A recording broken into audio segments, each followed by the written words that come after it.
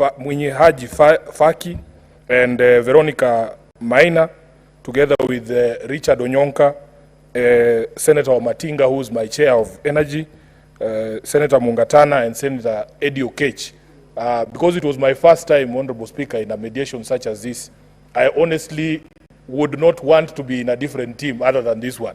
Because when we met the members of the National Assembly, they had also sent a very strong team, and they kept reminding us at every turn that many of them were PhDs and doctors, and economists like the Honorable Makali Mulu, doctor, who kept reminding us that we may be lawyers, we might see certain things, but when it comes to figures and numbers, we need to take a back seat and listen to him.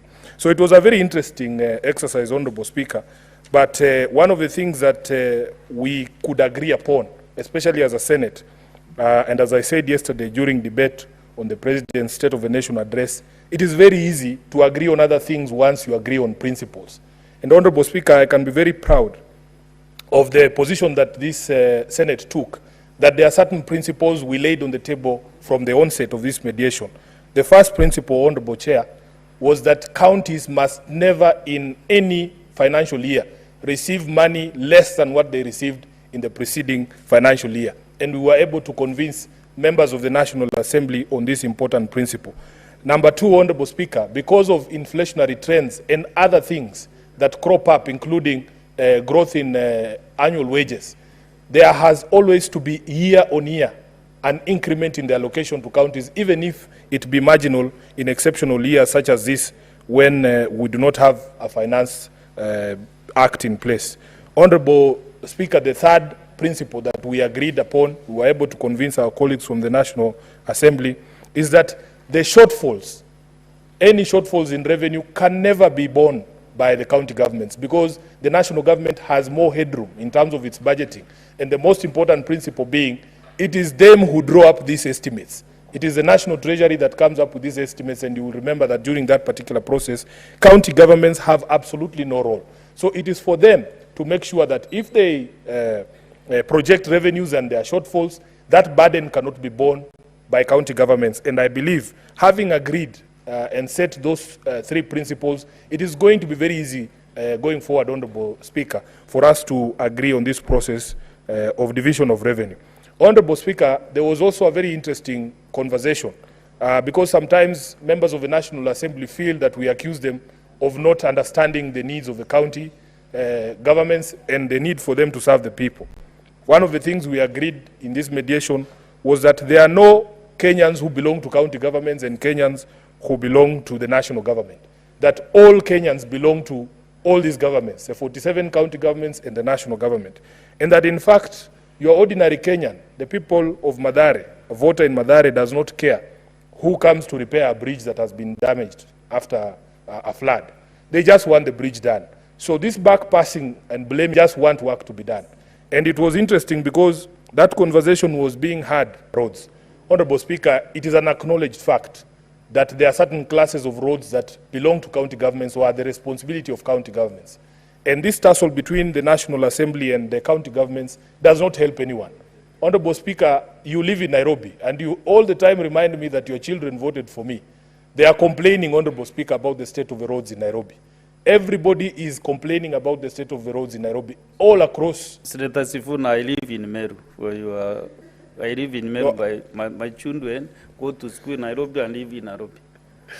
So I'm guided, Honorable. And all is guided Meru community that I live in Nairobi.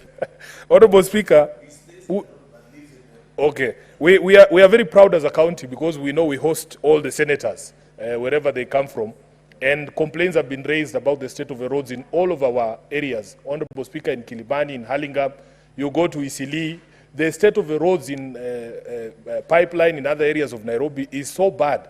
And every time you bring this question up, the governors are always going to hide behind the dispute of the RMLF. In fact, yesterday, Honorable Chair, we had the opportunity to sit with the chair of the Transport Committee of the Council of Governors, the Honorable Governor for Wajir, Ahmed Abdullahi. And you know, during the mediation, the members of the National Assembly gave us as a Senate an assignment to take a message to the Council of Governors that if it were possible for them to sit down and have a discussion and try to mediate that issue out of the courts, it would be helpful to the common wananchi.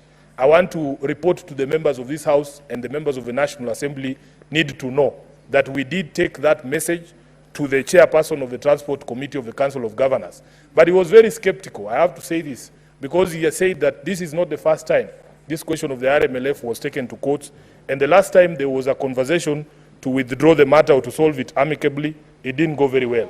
So at least to the members of the National Assembly who sent us, who gave me that assignment to deliver the message, as a messenger, I've done my part, and I've also given you the feedback that we received from the Council of Governors. Honorable Speaker, allow me to also say that in the course of those proceedings, we in the Senate raised very serious objections about the separation of powers between the three arms of government. We want to continue to urge members of Parliament especially to remember that the law-making process and the budget-making process is a constitutional responsibility of Parliament. And we must never appear to cede that responsibility to any other arm of government, and especially not to the executive. Honorable Speaker, you will know that whenever we are handling a matter in this House, even the judiciary itself has taken a position of waiting for the process in this House to conclude before they can intervene. And when a matter is before the judiciary, we in Parliament as well don't touch it because of the sub judice rule in our own standing orders. Honorable Chair, therefore it was quite disheartening to hear pronouncements being made in the course of the mediation by members of the executive about this mediation and the figures that were viable or not viable. I want members of Parliament to remember that we swore an oath to defend the Constitution, and it is the Constitution that gives us, as Parliament, power to make legislation and power to also make the budget of this country. So that, Honorable Speaker, we should not essentially be one with the executive. In fact, sometimes I feel terrible for the leadership of the executive, because they are supposed to get ideas from Parliament and to be guided as well. But if we are a House that only waits for the President to say, we go left and we go left, we go right and we go right. If today he says this House is bad, we all clap and say it's bad. If he says we are now good boys, we all stand up and clap. It's not supposed to be like that. We are doing a disservice to the head of state. And I want to encourage him. I think now he knows. I think now the head of state, Honorable Speaker. I cannot see an intervention on a point of order.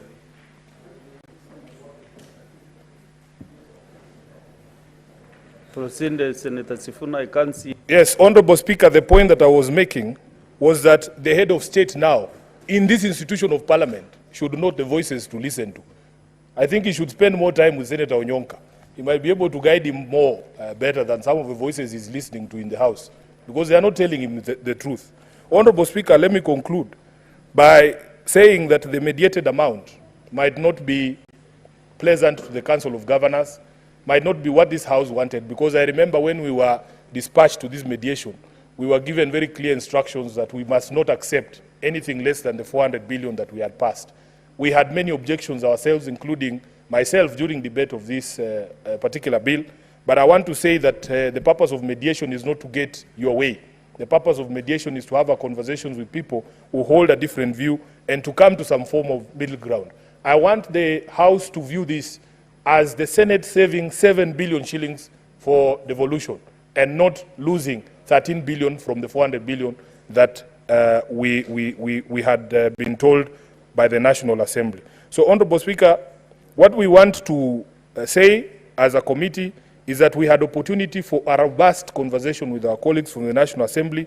I have also had opportunity to meet some of them in committee, some of them like the Honorable DK, they call him DK.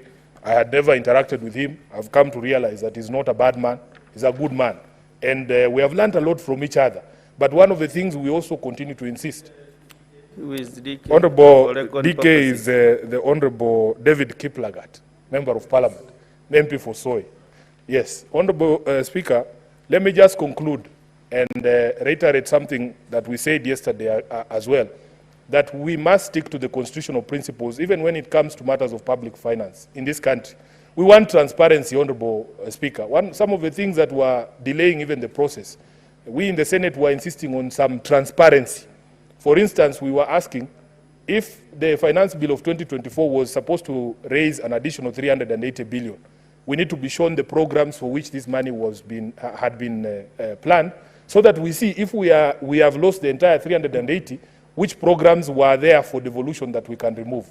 There was also this claim that the national government was reducing its budget or its allocation by 320 billion. We need to be shown those figures so that we are clear and nobody is playing their cards under the table. If everything is put on the table, it is very easy for us to agree. And therefore, Honorable Speaker, with those many remarks, I want to thank the House again for giving me the opportunity to be a member of the Mediation Committee, and hope that in future we will be able to grow the path of devolution year on year. With those many remarks, I second Honorable Chair.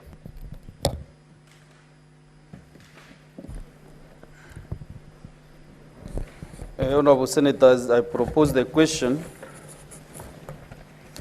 that the Senate adopts the report of the Mediation Committee on the Division of Revenue Amendment Bill, National Assembly Bills number 38 of 2024, laid on the table of the Senate on Tuesday, 26 November 2024, and further that pursuant to Article 113, subsection 2 of the Constitution, and standing under 167(3) of the Senate, approves the mediated version of the bill. Honorable Senators, before I open the floor to the members to contribute, I want to acknowledge the visiting delegation from the County Assembly of Kisumu. Honorable Senators, I would like to acknowledge the presence in the Speaker's Gallery this morning of a delegation from the County Assembly of Kisumu, comprising members of the Committee on Procedure and Rules and its Secretariat. The delegation is undertaking benchmarking visit in the Senate. I request each member of the delegation to stand when called out so that they may be acknowledged in the Senate tradition. Number one, Honorable Gald Olima, who is the Vice Chairperson of the committee. Honorable Kennedy Ajwang, member. Ms. Annabel Wabuge, Senior Clerk Assistant. Mr. Roger Zwagude, Clerk Assistant. Mr. Fanuel Okonde, Answered Reporter. And Mr. William Oganda, Sergeant at Arms. Honorable Senators, in our usual tradition of receiving and welcoming visitors to Parliament, I extend a warm welcome to the delegation, and on behalf of the Senate and on my own behalf, wish them a fruitful visit. Yes, Senator Beatrice Ogora. Welcome the visitors in less than 1 minute. They are your neighbors. You come from Omabi. Thank you, Honorable Speaker. Kisumu is not only, I'm not only a neighbor of Kisumu, but at some point I've been an acting senator of Kisumu over a long period. But Honorable Speaker, I take this opportunity to welcome the County Assembly of Kisumu. Honorable Speaker, only yesterday we were in Kisumu welcoming His Excellency the President, who graced a conference that was outstanding. And as usual, Kisumu Dala never disappoints. And we were there in our brightest colors, just as today. And as an ODM party, we really never disappoint when we believe in something. To the County Assembly members, we welcome you as a Senate. You actually performed the primary oversight of our county governments, and we believe we continue to work together with you as a Senate. Feel welcome. And on behalf of Senator Odinga, welcome to the Senate of the Republic of Kenya. Thank you. Thank you. Now I want to give this chance to the Majority Leader, who is also a neighbor to Kisumu County, to welcome the visitors and also to make his contribution on this motion. Thank you, Mr. Speaker. I don't know why Senator Cherargei is complaining, and the only time he goes to Kisumu is when he is arrested and is being taken to the police station. Like me, Mr. Speaker, who is in Kisumu every week. Mr. Speaker, I want to welcome our good colleagues from Kisumu County Assembly, our good neighbors. Mr. Speaker, I would have taken offense if you had not allowed me this opportunity. You know, nowadays, in these days of memes, one of the famous memes on TikTok is a young man who is in a public van, and he keeps on asking the driver, "Tumefika Kericho?" And I'm told that they can easily tell the people of Kisumu when they get to Kericho because of many other things, Mr. Speaker. Therefore, Mr. Speaker, I celebrate what the County Assembly is doing.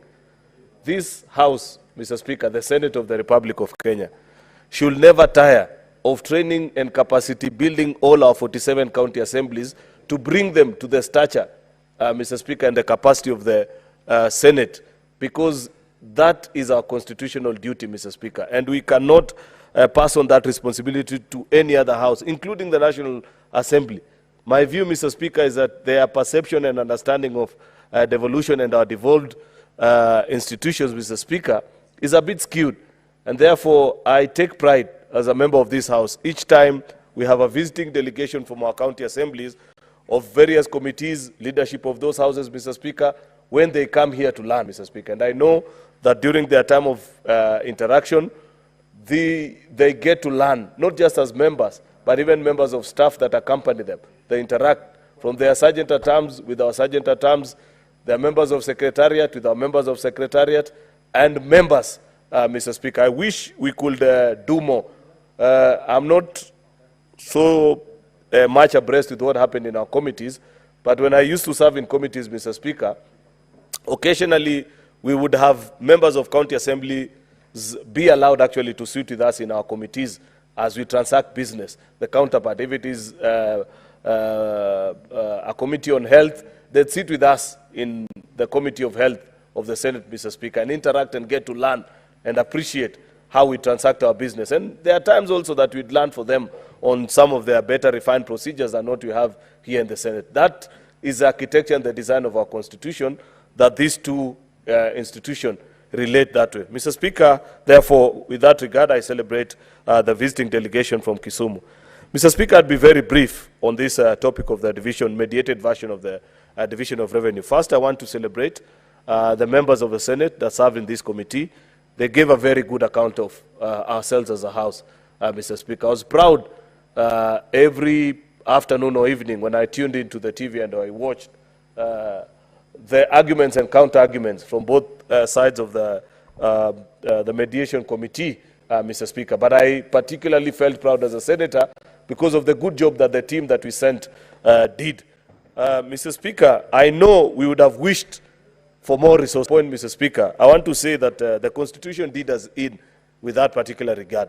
If you read Article 217 of our Constitution on division of revenue, once every 5 years, and I think this exercise we shall be undertaking next year, Mr. Speaker, a very interesting experience which I want Senator Sifuna to fully participate when the time comes, because it's one of the key eye-openers for you as a senator when you participate in this exercise. We come up with the basis upon which resources are shared among us counties. Because the Constitution understood and knew that it is the Senate of the Republic of Kenya that is the primary defender of devolution, they gave us enormous power with regards to deciding this basis.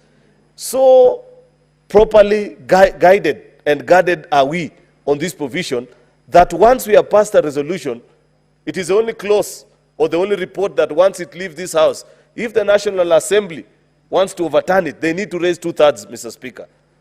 Therefore, for the 3 or 4 occasions that we've had the occasion to pass the revenue formula, Mr. Speaker, National Assembly, though they disagree with us, they've never had occasion to question us, because the Constitution appreciated that as a Senate, that is our forte, and it is upon us to determine. And once we have agreed on the basis upon which counties share these resources, Mr. Speaker, the National Assembly takes a nod. And if they disagree with us, then they have to raise 2/3 of the House.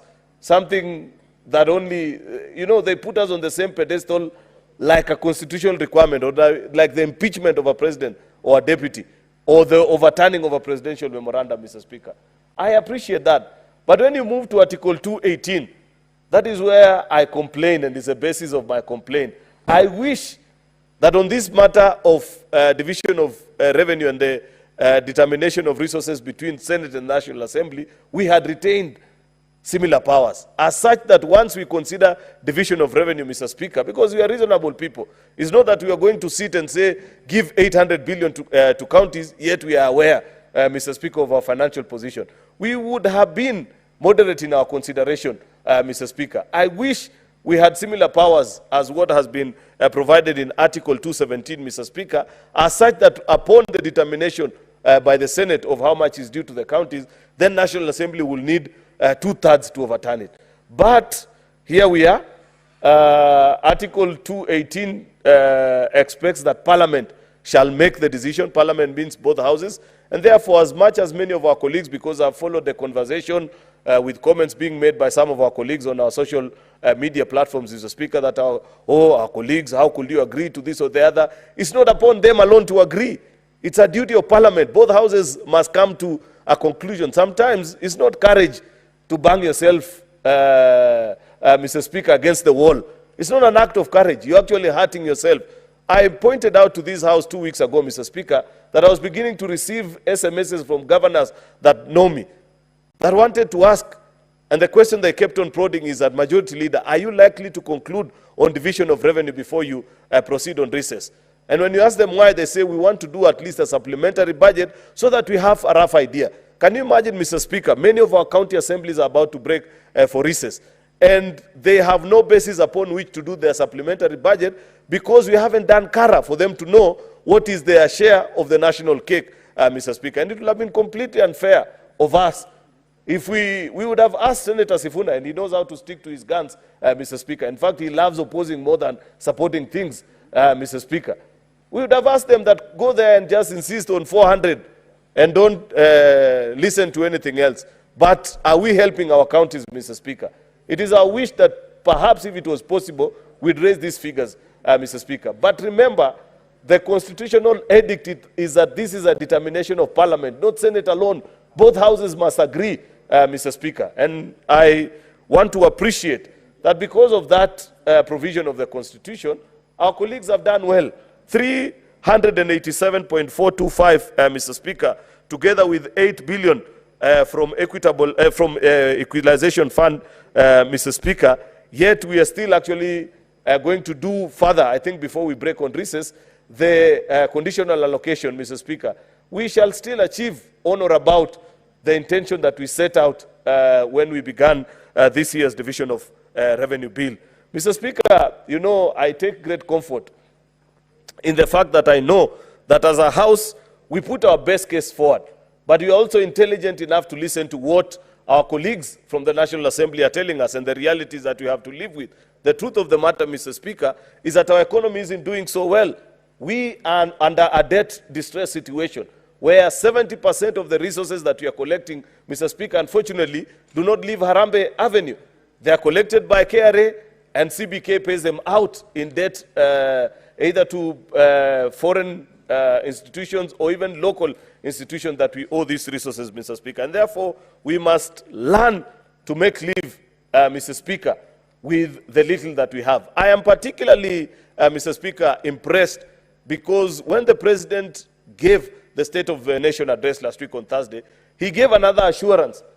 And I don't know why Senator Sifuna is saying the President sometimes draws the wrong advice from this House. He needs to read the BPS report of the Budget and Finance Committee of this financial year. One of the things that we had challenged the executive to do is that apart from just raising taxes, is that they need actually to digitize revenue collections at KRA so that they realize more revenue. Because there's still, I am certain, Mr. Speaker, that if we were to seal revenue leakages that exist in this country, perhaps we'll raise far more than what we are trying to raise with this year's financial bill. That was a finding of this Senate, Mr. Speaker, and I am impressed that the President gave a commitment to both houses of Parliament when he addressed us last week, that they are in the final stages of digitizing our revenue collection mechanism and to reduce on wastage, Mr. Speaker, so that we have more money to share with our counties and development can be realized, Mr. Speaker. Therefore, I want to celebrate and appreciate the good work that our committee has done. I see they are proposing for us 387.425. Let us make this decision so that as we walk to our villages over the Christmas holidays, Mr. Speaker, we can look at our governors straight in the face and ask them to give a good account of the resources that we have devolved to the devolved units, Mr. Speaker. Otherwise, as it is today, you're actually shy on taking on the county government's officials and the governor, because they'd quickly come and speak soon after you and say, but you guys, you know, you have not even told us the basis of how much we are likely to receive this financial year. After the passage of this bill, and I want to request, Mr. Speaker, if possible, if our colleagues can speak to this mediated version of the bill today, so that we conclude on it, Mr. Speaker, and we quickly embark on Kara, so that by next week, Mr. Speaker, we can be done with this business, Mr. Speaker. We can retreat actually to the villages, you know, with our chest held high, knowing that now we have done our duty, our national duty, Mr. Speaker, and citizens can expect services from us. Therefore, Mr. Speaker, I celebrate their industry. I don't want to speak long on many of the things that we addressed. Remember, this is a mediated version. Mr. Speaker, we had said what we need to say about what we expect of our county governments. I would therefore wish to end my contribution at that particular point, Mr. Speaker, and celebrate the colleagues that took time. I urge colleagues that let us quickly dispense off with this matter, appreciate the work that our colleagues are put in, and move on to other things. I thank you, Mr. Speaker.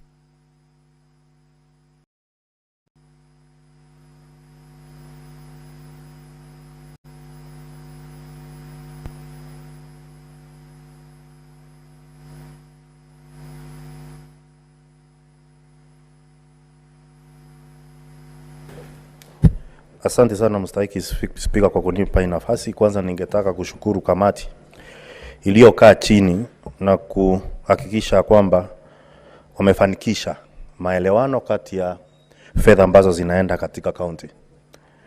Mstahiki Spika, nianze kusema ya kwamba kazi inayofanywa na maseneta ni muhimu. Shinda ambazo wanapitia kuhakikisha kwamba pesa ambazo zinaenda gatuzi zetu zimefika ni kazi ngumu. Ni kazi msaragambo, ni kazi ambayo inahitaji maseneta kumakinika na kutetea gatuzi zetu. Lakini cha ajabu ni kwamba hizi fedha zinapofika katika kaunti zetu, mangavana wengi wanajifanya kama ni miungu, kwamba hawezi ulizwa maswali. Kama seneti tumekuwa sisi ni tingatinga, kazi yetu ni kuchukuliwa kumbomoa milima. Tunapomaliza kutengeneza barabara na fedha kufika katika gatuzi zetu, inasemekana kwamba tutaharibu barabara, lazima tuwekelewe kwa lori. Mstahiki Spika, ile pesa tumengangana leo na kuhakikisha kwamba imepita. Ningeuliza ya kwamba wale mangavana ambao wanatumia hizi pesa wazitumie kwa njia ya haki, kuhakikisha kwamba kuna maendeleo mashinani. Mstahiki Spika, na nitasema niambie kwamba Mswahili usema ukitaka kujua chochoro kula nauri. Sisi kama seneti tumemakinika na tuhakikisha kwamba kuanzia mwaka ujao pia tutaendelea kuhakikisha kwamba tunafuatilia fedha zetu zinaenda wapi. Ukiangalia katika mahospitali zetu, katika gatuzi zetu, utapata kwamba watu wetu bado wanahangaika kwa sababu ya ukosefu wa madawa na ukosefu wa huduma muhimu ambazo zinafaa kwenda kwa zile hospitali. Utasikia gavana akisema kwamba nangangana na barabara. Unajua, yes. Asante sana Mstahiki Spika. Mstahiki Spika, mimi kama mwenyekiti wa kamati ya ukulima, uvuvi na uchumi samawati, ni vizuri niseme ya kwamba miradi mingi ambayo inafanyika katika gatuzi zetu ni kama gavana wengi wamesahau kwamba kuna ukulima, kuna uvuvi katika nyanja ya uchumi samawati. Shinda iliyoko pale ni kwamba ukiangalia katika bajeti ambazo zinatengenezwa, bajeti ambazo zinapelekwa katika mbunge zetu za county, ni kwamba uwezi pata hata moja ambayo inawekwa pesa ya kutosha kwenda katika uchumi samawati. Tumetembea sehemu mbalimbali ambao uvuvi unafanyika, na cha kushangaza ni kwamba wavuvi bado wanahangaika na bado kuna fedha ambazo zinafaa kwenda katika kusaidia wale wavuvi. Mstahiki Spika, mkulima ni mtu wa maana, na nitarejea kusema kwamba kama kuna mtu anahitajika katika maisha ya kila siku, moja ni mkulima. Tunahitaji mkulima asubuhi wakati tunatafuta staftai, chakula ya mchana na hata jioni. mara 4 kwa siku. Lakini wakulima wengi nchini tutapata kwamba wameachiliwa na tunajua ya kwamba kilimo imegatuliwa. Mstahiki Speaker, kwa miaka yangu ya awali hapo nimekuwa mwakilishi wandi katika gatuzi la Kirinyaga. Na nikakuwa kiongozi wa wengi katika mbunge la Kirinyaga. Gavana wangu ni yule gavana aliyopo leo. Na tangu leo utapata ya kwamba zile fedha ambazo zimewekwa hususan kwenda katika wandi, kwa sababu wandi ndio kisehemu kidogo sana cha ugatuzi. Kwamba unapata kwamba wambunge katika Kirinyaga bado wanang'ang'ania miradi ambayo wamepeana kupitia kwa mangavana kuweza kutekelezwa. Unapata kwamba wanapoongea wanakuwa ni maadui wa gavana. Ile njia kuhakikisha kwamba fedha ambazo zimewafikia mangavana imefika katika kona zote la gatuzi yoyote katika Kenya, katika magatuzi yote 47, Mr. Speaker, ni kuhakikisha kwamba miradi ambayo imepeanwa na mawakilishi wandi wote inatekelezwa katika zile wandi ambazo wanasimamia. Na hiyo si lazima ifanyike kwamba, kwa sababu uongozi si mapenzi. Sio lazima gavana awe kwamba anasikizana na mwakilishi wandi. Sio lazima gavana awe anasikilizana na seneta, kwa sababu katika siasa hata kama mpendani lazima huduma ifikie mwananchi. Kwa sababu kukosana katika kazi si neno, kwa sababu mwishowe tunafaa kufanya kazi, sio harusi. Mstahiki Speaker, jana katika kamati ya CIPIC najua kwamba CIPIC ilikuwa na kikao ambao iliita gavana wangu wa kutoka gatuzi la Kirinyaga. Jambo ambalo lilikuwa inaulizwa ni maswali kuhusu iliyokuwa Kiriwasco ambayo ilikuwa inahusika na maji. Mpaka saa hii fedha ambayo inakusanywa na Kiriwasco haijapita vilivyo katika bunge la county ili iweze kugawiwa majukumu kulingana na sheria ambayo inahusiana na ununuzi wa bidhaa. Unapata ya kwamba bado kuna mashimo mengi ambao pesa zinaokotwa katika county zinapotelea.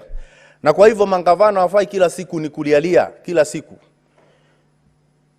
ati pesa haitoshi, haifiki. Pia tunataka kuona ile pesa wanaokota inaokotwa kwa njia inayofaa na kuwa una uaminifu na inafikia malengo ambayo inafaa kufikia. Nikimalizia, Mstahiki Speaker, ni kwamba saa hii, Mstahiki Speaker, ukienda eneo la Mwea ambao ni eneo kubwa sana ambao inakuzwa mpunga katika eneo la Kirinyaga, ni kwamba wakulima wengi wanahangaika kwa sababu ingawa kwamba wamezalisha, ingawa kwamba kutakuwa na mbolea ya ruzuku, ingawa kwamba kumekuwa na pembejeo ambao zimefikishwa na kufanya wakulima ongeze mazao, bado kuna tatizo kubwa sana kwa miundo msingi ya kutoa mazao yao kutoka mashambani kufikisha kwa magara. Mstahiki Speaker, hata tukizalisha na bado tunapata kwamba wakulima wanapoteza mazao mengi sana kuozea shambani. Gharama ya kutoa gunia moja ya mpunga kutoka mashambani kupeleka katika magara ya NCPB na katika magara ya vyama vya ushirika katika eneo la Mwea, utapata ya kwamba kuna shinda kubwa ina wagharimu wakulima 1200 katika kila gunia.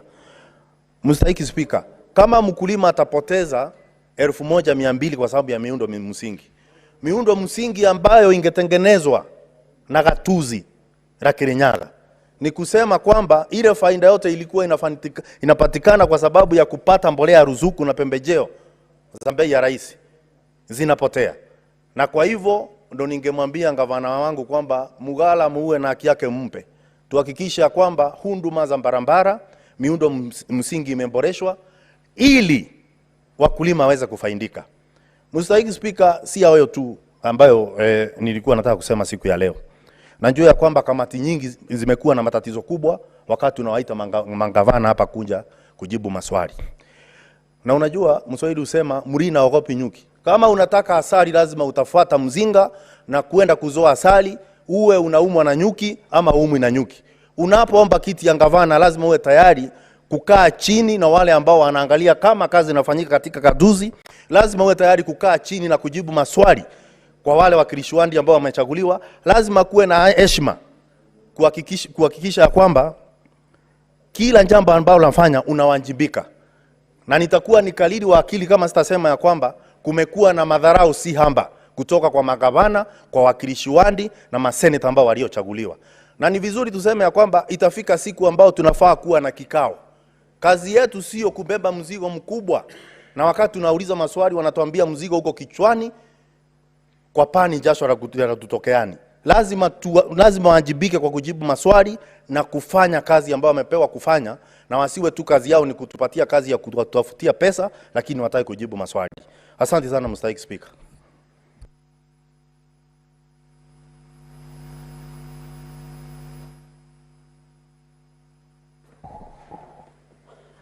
Honorable Speaker, I thank you once more for giving me the opportunity to contribute to the report of the Mediation Committee on the Division of Revenue Amendment Bill 2024. Honorable Speaker, just yesterday when the President visited Kisumu, and when the CS Treasury was called to make a speech, I remember the CS made a very outstanding statement on devolution. And the statement was, he was reflecting on a commitment that the President and himself shared on the support to county governments. And Honorable Speaker, I expected that we would maintain the 400 billion that we initially agreed on to be given to the counties, and to me, that would have been an outright support to devolution and outright support to county governments. By accepting to reduce to 387 or less, Honorable Speaker, I do not think this is the commitment that the head of state was making with the CS Treasury on the support of county governments. However, Honorable Speaker, I empathize and I feel with the reasons that the committee gave as they were moving this and as the seconded this mediated report. But also to say from the onset, Honorable Speaker, that negotiations may not be a preserve of PhD holders, as was stated by Senator Sifuna when he was seconding this, Honorable Speaker. Negotiations are just deliberations which lead to a give and take, but I still feel, Honorable Speaker, that it would not be fair to the county governments that we go by the report and the figures that have been given here. Honorable Speaker, the counties as they are have no other avenue of developing their areas other than the on-source revenue that they get and the equitable share as is given, Honorable Speaker. We know that the PPs have not been working for the county governments. The national governments have policies that puts them in a good state for the national government to negotiate with development partners, which most of the county governments do not benefit from. County governments from the onset have tried so much to engage development partners through their investment conferences, Honorable Speaker, but because of the policies that we have, they have not achieved much. Honorable Speaker, we all know that even functions as they were being unbundled to the county governments, these functions were never costed. Arbitrary figures have been put on these functions. For example, if you take health, Honorable Speaker, the function of health is so expansive, and yet it was devolved to the counties without a scientific costing that was done to the services that are offered in health. And so the counties continue to suffer with the amounts that they have. And Honorable Speaker, it is also common sense that where you have a bigger brother like the national government, as we have in the dispensation that we are in, that we have two levels of government, and it was well stated that it is the duty of national government to capacity build the county governments to come to the par on the expectations of the public. I felt, and I continue to feel, Honorable Speaker, that the shortfall that we have should have been borne by the national government, and we should have maintained our original figure of 400 billion, Honorable Speaker. On the senators, can you kindly maintain? Thank you, Honorable Speaker, for saving me and for ensuring that the Senator of Nandi is seated and quiet, listening to my presentation. Anyway, Honorable Speaker, as I said, I feel, Honorable Speaker, that we should have maintained the 400 billion. I do not see a reason why this shortfall should not have been borne by the national government. Because, Honorable Speaker, if we have to go by less figures, what then happens to the priority projects that the counties are supposed to undertake? And some of them were quantified. The county aggregations that require 50-50 matching with the national government, that was placed at 11 billion, Honorable Speaker. We have the enhanced contribution by NSSF that has 3 billion. We have the community health promoters, Honorable Speaker, that is so key to the achievement of universal health care. That also has a 50-50 matching with the national government. On our side being 3.2 billion. We have in health too, we have the Doctors Collective Bargaining Agreement, which comes to around 5.8 billion. Honorable Speaker, you know that the functions that were given to the county governments are core to the heart of our people. Not limited to health, but we have water, Honorable Speaker. Honorable Speaker, in my county, now there rains. We have water. Despite the fact that we can see the lake just by us, our people are not able to have access to water, especially during drought.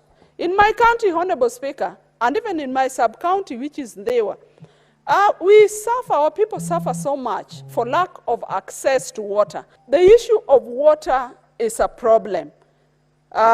Even though certain investments have been made on the drilling of boreholes and the provision of the water points, but reticulation to the people remains a challenge in my county, and I believe in other counties, Honorable Speaker. If you go to our municipalities, you often hear that there's no water in my headquarters and in other headquarters, and this is a function that the county governments are supposed to do.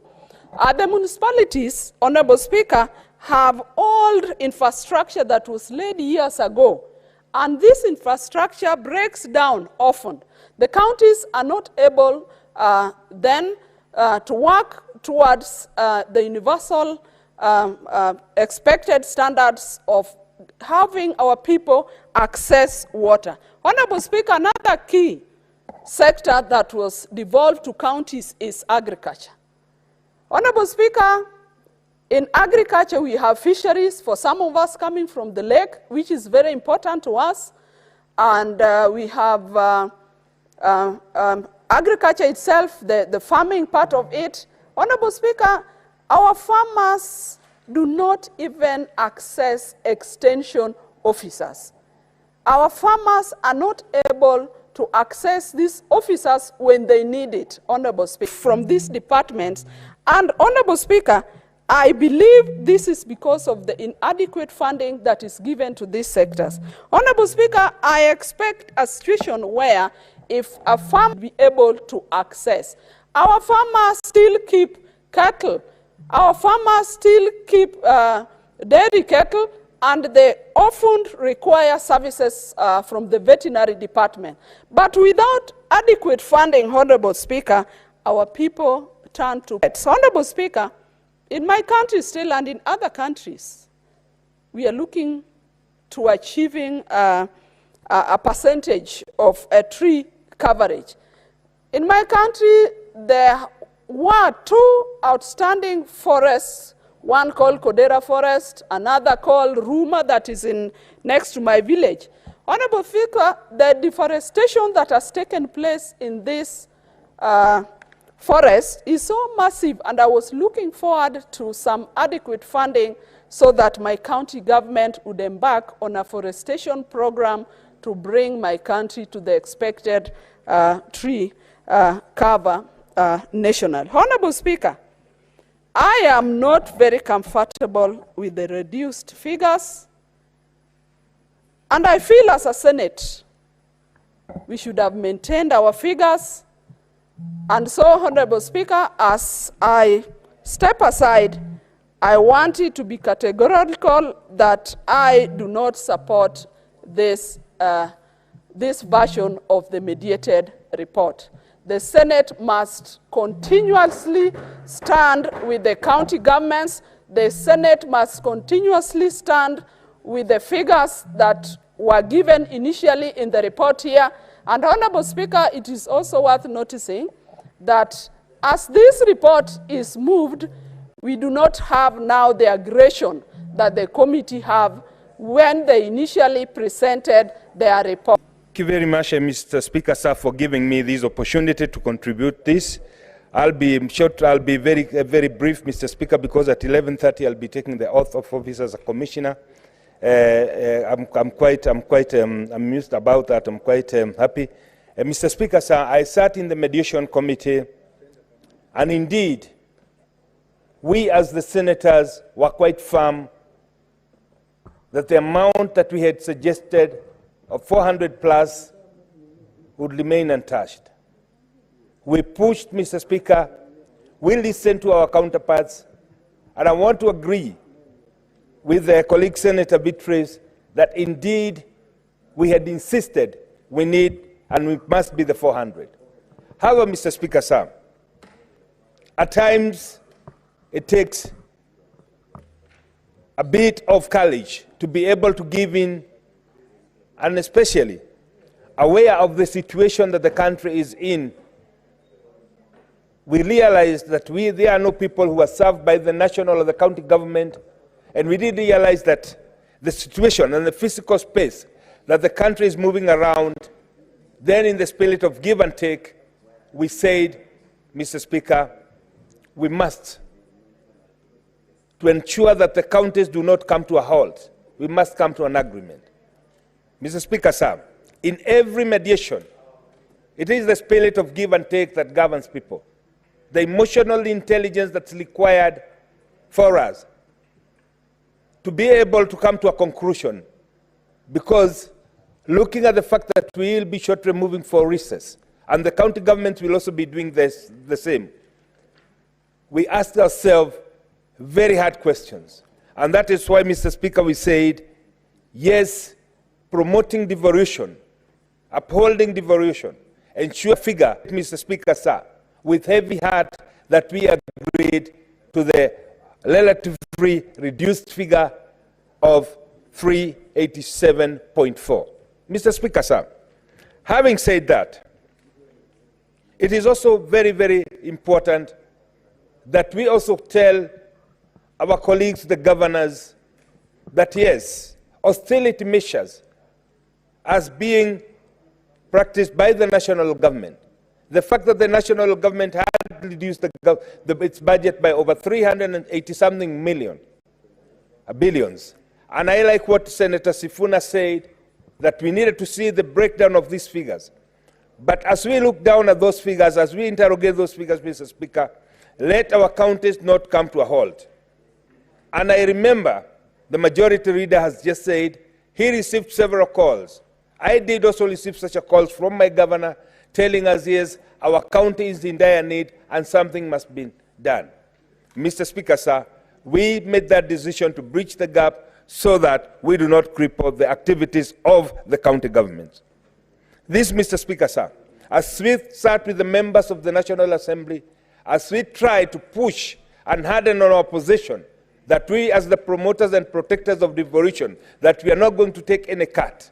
It was not lost to us that even we here in the Senate, our committees, the other drivers of the Senate business have also had to face a budget cut, because that is the reality and the situation as it is. And therefore, Mr. Speaker, sir, as I urge my colleagues to support the mediated fashion, I would want to tell the mayors, it is with heavy hearts that we in the mediation committee did accept this position, but we know moving forward, Mr. Speaker, and we agreed, we need to unbundle all the functions and make sure that we inject the budget that goes with it. It is in this spirit, Mr. Speaker, sir, in the spirit of give and take, in the spirit of knowing that we are one nation, serving one people, that we must be prepared at times to take compromising positions where we accommodate our people, because service delivery to any part of Kenya, to any Kenyan, regardless of their being served by the national or the county government, is success for Kenyans. And this, Mr. Speaker, sir, is what informed our accepting this mediated fashion. And therefore, Mr. Speaker, as I sit down, I want to urge my forward services and deliver that they require. Mr. Speaker, sir, yes, I agree with my colleague that the county government do not have the frameworks that the national government do enjoy of having to, or entering into PPPs. But this, Mr. Speaker, sir, we must also have a paradigm shift in the way we look at things. Some of our counties, Mr. Speaker, especially in the agricultural sector, in water reticulation, the unit is small that it cannot achieve economies of scale, and therefore municipal county government, so that they can be able to realize some of the mega projects that have been conceptualized. Mr. Speaker, as I say this, I remember the mega dams that were promised in Nyeri County. For the last 60 years, we've been waiting. But the kind of budgetary allocation that they require, the county government will never, in its resources, be able to realize that. And that opens the door for us to negotiate with the national government, with the neighboring counties, so that as we enter into we can be able to achieve economies of scale by making sure that we have numbers that are enough. Mr. Speaker, my colleague also alluded to the fact that water reticulation is a major non-resource water. That is water that is lost through pipe bustage or water that's siphoned out. We lose, at some counties, lose up to 70%. Services closer to the people. This can only be done through collaboration of the national government and the county governments and formation of regional blocks, so that economies of scale and the numbers can be able to attract investors who can come and invest in these counties. As I sit down, Mr. Speaker, I want to commend the mediation committee, both the senators and the members of the National Assembly, for their being selfless in their spirit of giving and taking to ensure that we come up with this mediated fashion, which I urge my colleagues to adopt moving forward. Is we know that source revenue in the county government, and ensuring that we seal the leakages, we seal the loopholes, and most importantly, improve governance and accountability and transparency, so that the services are delivered promptly to our people. Mr. Speaker, I support. Thank you. Senator Karungu Thangwa.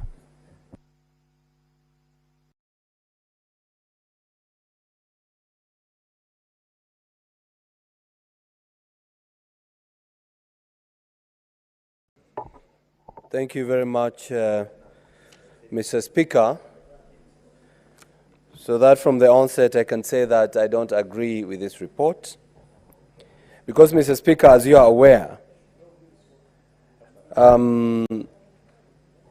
this House approved 400 billion to go to the counties. I don't know whether I'm audible, Mr. Speaker. Or maybe I can move closer to you. We can, Thangwa, it's okay, but you are very audible.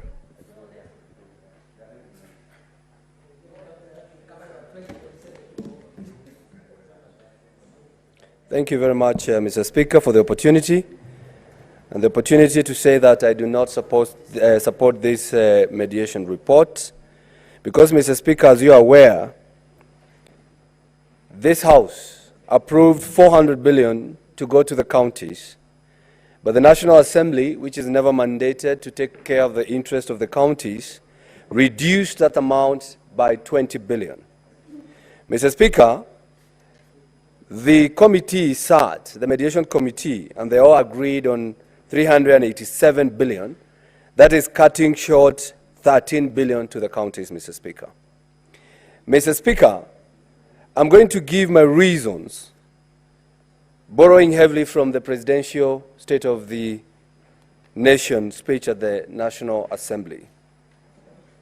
Mr. Speaker, The President said on paragraph 18, Mr. Speaker, if I can read for you, the President said tax revenues have grown by 11.5% in the year to June 2024, reflecting the success of our tax-based expansion measures. The economy continues to grow steadily, recording a 5.6% growth rate in 2023, among the highest globally. We project 5% growth this year and 5.6% in 2025. Mr. Speaker, if the tax revenues have grown by 11.5%, why cut the amount of money that is supposed to go to the counties by 13 billion, Mr. Speaker? Mr. Speaker, if you read the report by this good committee, the Mediation Committee Consideration of the Division of Revenue, they said that the withdrawal of the Finance Bill 2024 was an unprecedented event and has implications on government finances. This occasioned a shortfall in projected revenue collection of 346 billion. Mr. Speaker, the President is saying one thing, that there is tax revenue growth by 11.5%, yet the Mediation Committee is saying there was a shortfall, Mr. Speaker. Mr. Speaker, sometimes when you're accused of telling lies, it gives us, a hard time knowing who to believe and what to accept, Mr. Speaker. Mr. Speaker, that shortfall the committee is implying happened has been negated by the President himself. So my question is, why do we reduce the amount that goes to the counties, Mr. Speaker? And very well, Mr. Speaker, Article 96 of the Constitution is for us to take care of the interest of our counties, both the government and the people. So, Mr. Speaker, I do not understand why the Mediation Committee or why the senators whom we sent to that committee could agree to any reduction. Actually, we could have asked for more, Mr. Speaker. Because why, Mr. Speaker? Paragraph 29 of the President's speech, Mr. Speaker. It says, counties have struggled with shortages of medicine, equipment and staff, hindering service delivery and leaving countless Kenyans with suboptimal access to health care. The President himself, Mr. Speaker, is aware that the counties are struggling from his speech in Parliament. Yet the committee, either they are not in line with what the President is trying to achieve, or they are coming up with their own figures, Mr. Speaker. The President goes on by saying, Mr. Speaker, on that paragraph 29, it would have been easy for me to step back and leave this responsibility to counties alone. But that would have been a disservice to Kenyans and a betrayal of our Constitution.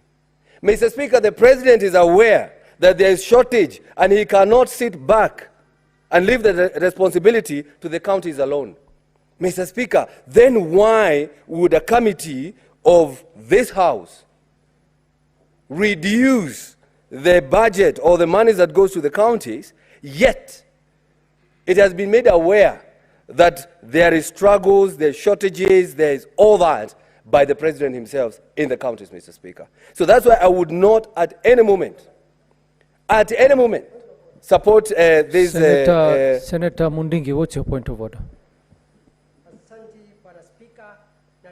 Mr. Rafiki wangu, Senator wa Kiambu, Mr. Karungu Adhangwa, mambo ya kutanja rais wa Kenya, shinda ya mediation haikuwa na rais wa Kenya, mediation ilikuwa na maseneta wale tulichagua hapa, na wale wa mediation wengine walikuwa pale ni watu wa mbunge ambaye wataki kusikia kaunti zetu njia ukatusi wakipata era inafaa. Kwa hivyo ningetaka kukosoa rafiki wangu Karungu Adhangwa, hakuna pahali rais alihusisha kwa sababu amepeana demokrasia.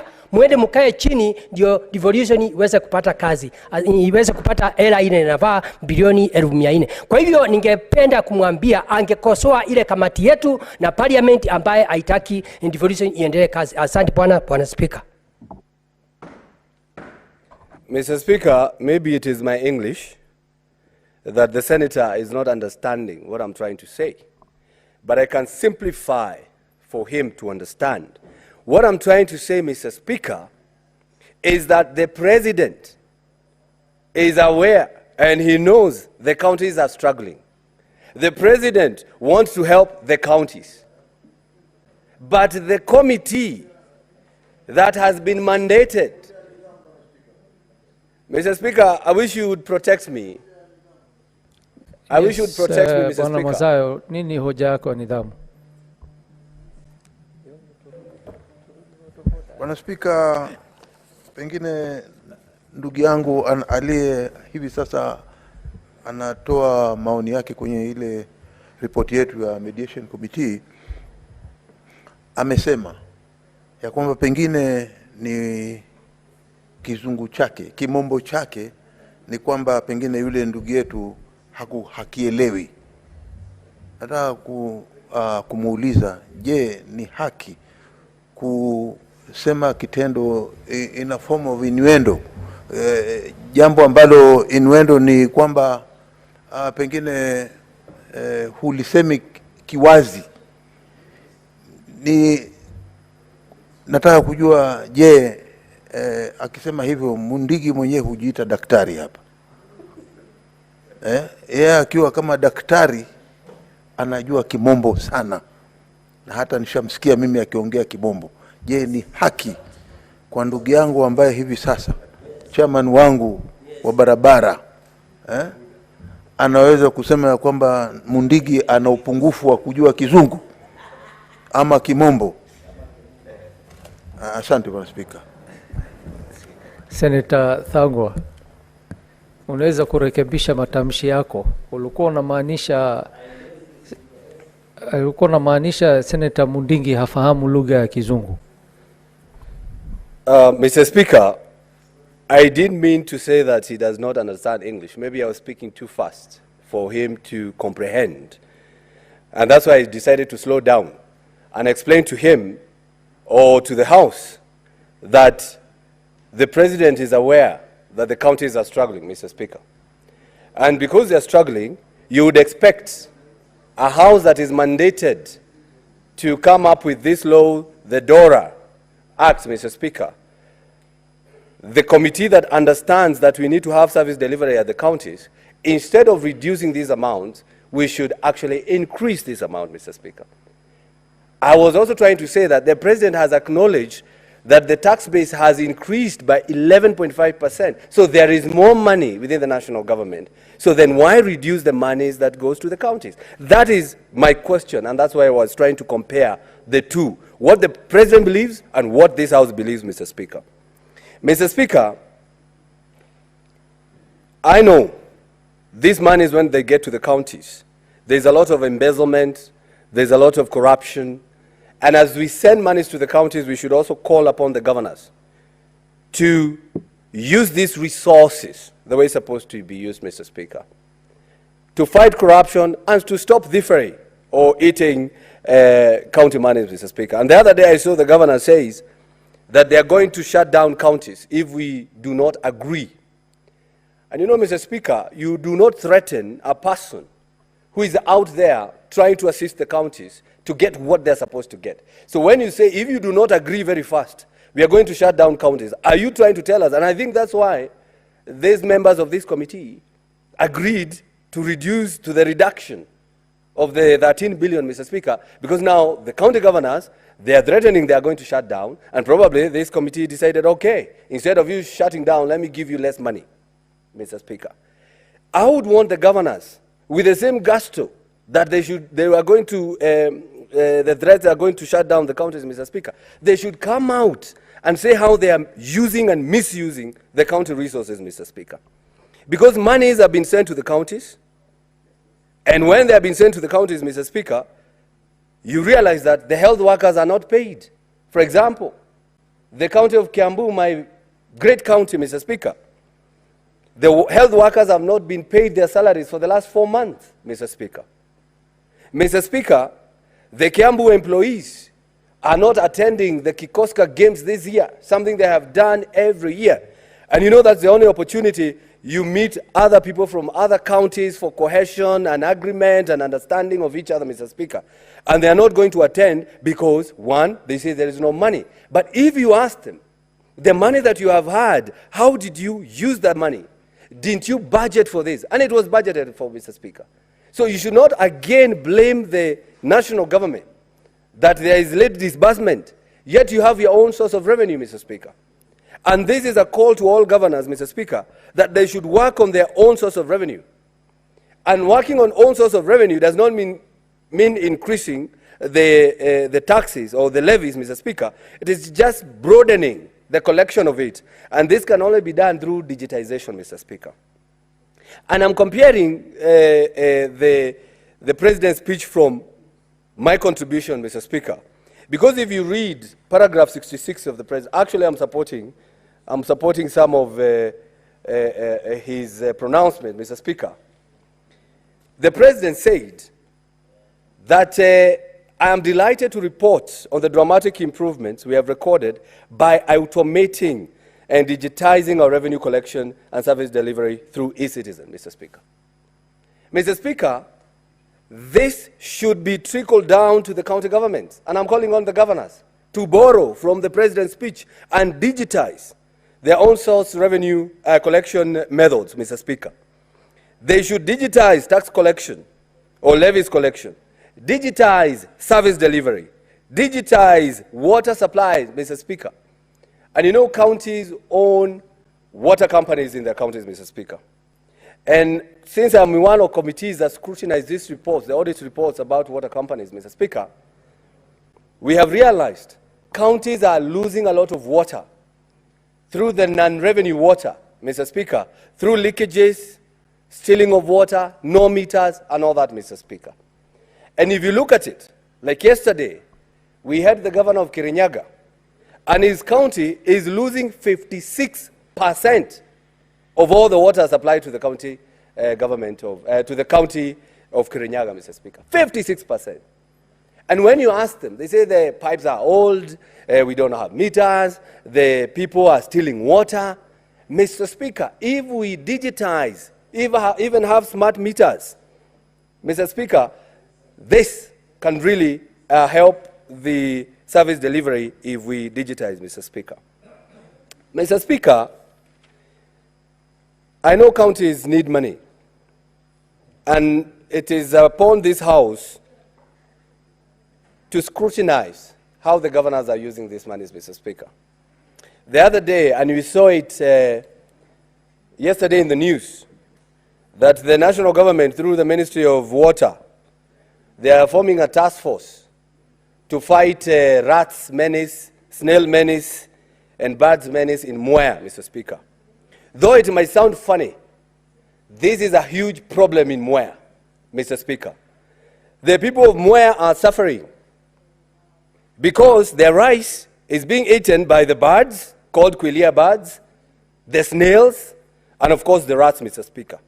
But when you ask them, and I've talked to the senator of Kirinyaga, and he has given me more information, by telling me that one red-billed quelea bird can eat 80 grams of rice every day.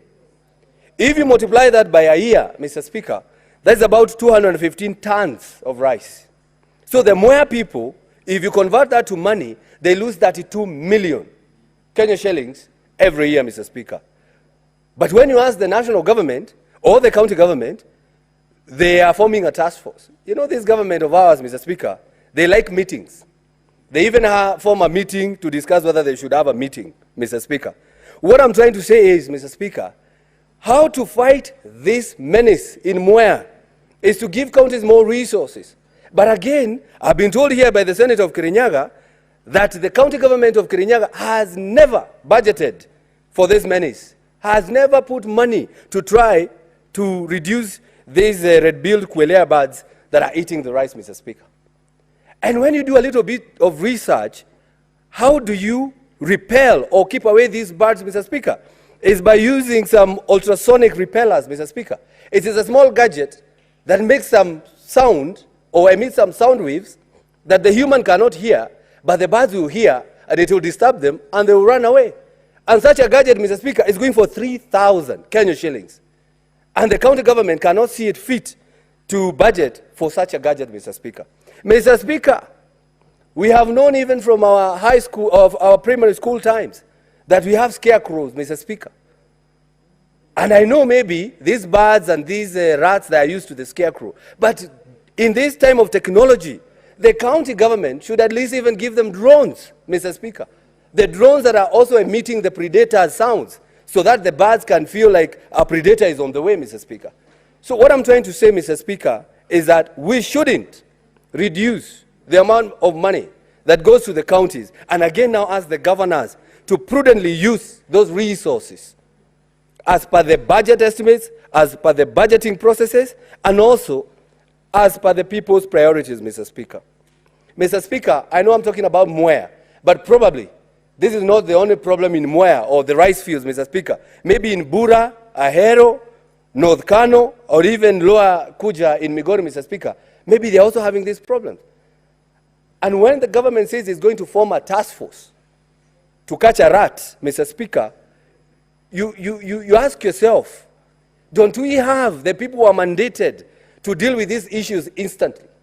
Must you form a task force to go and discuss the rats, or the birds, or the snails, or even how to kill them, Mr. Speaker, yet they already know how? All I'm trying to say is that money should be used well to the intended purposes, and I oppose this report, Mr. Speaker. We need to give counties more money so that we can be able, as a Senate, use our channels and committees to check on how these monies are used at the counties, Mr. Speaker. So I oppose this report. Thank you. Senator Stuart Mazayo.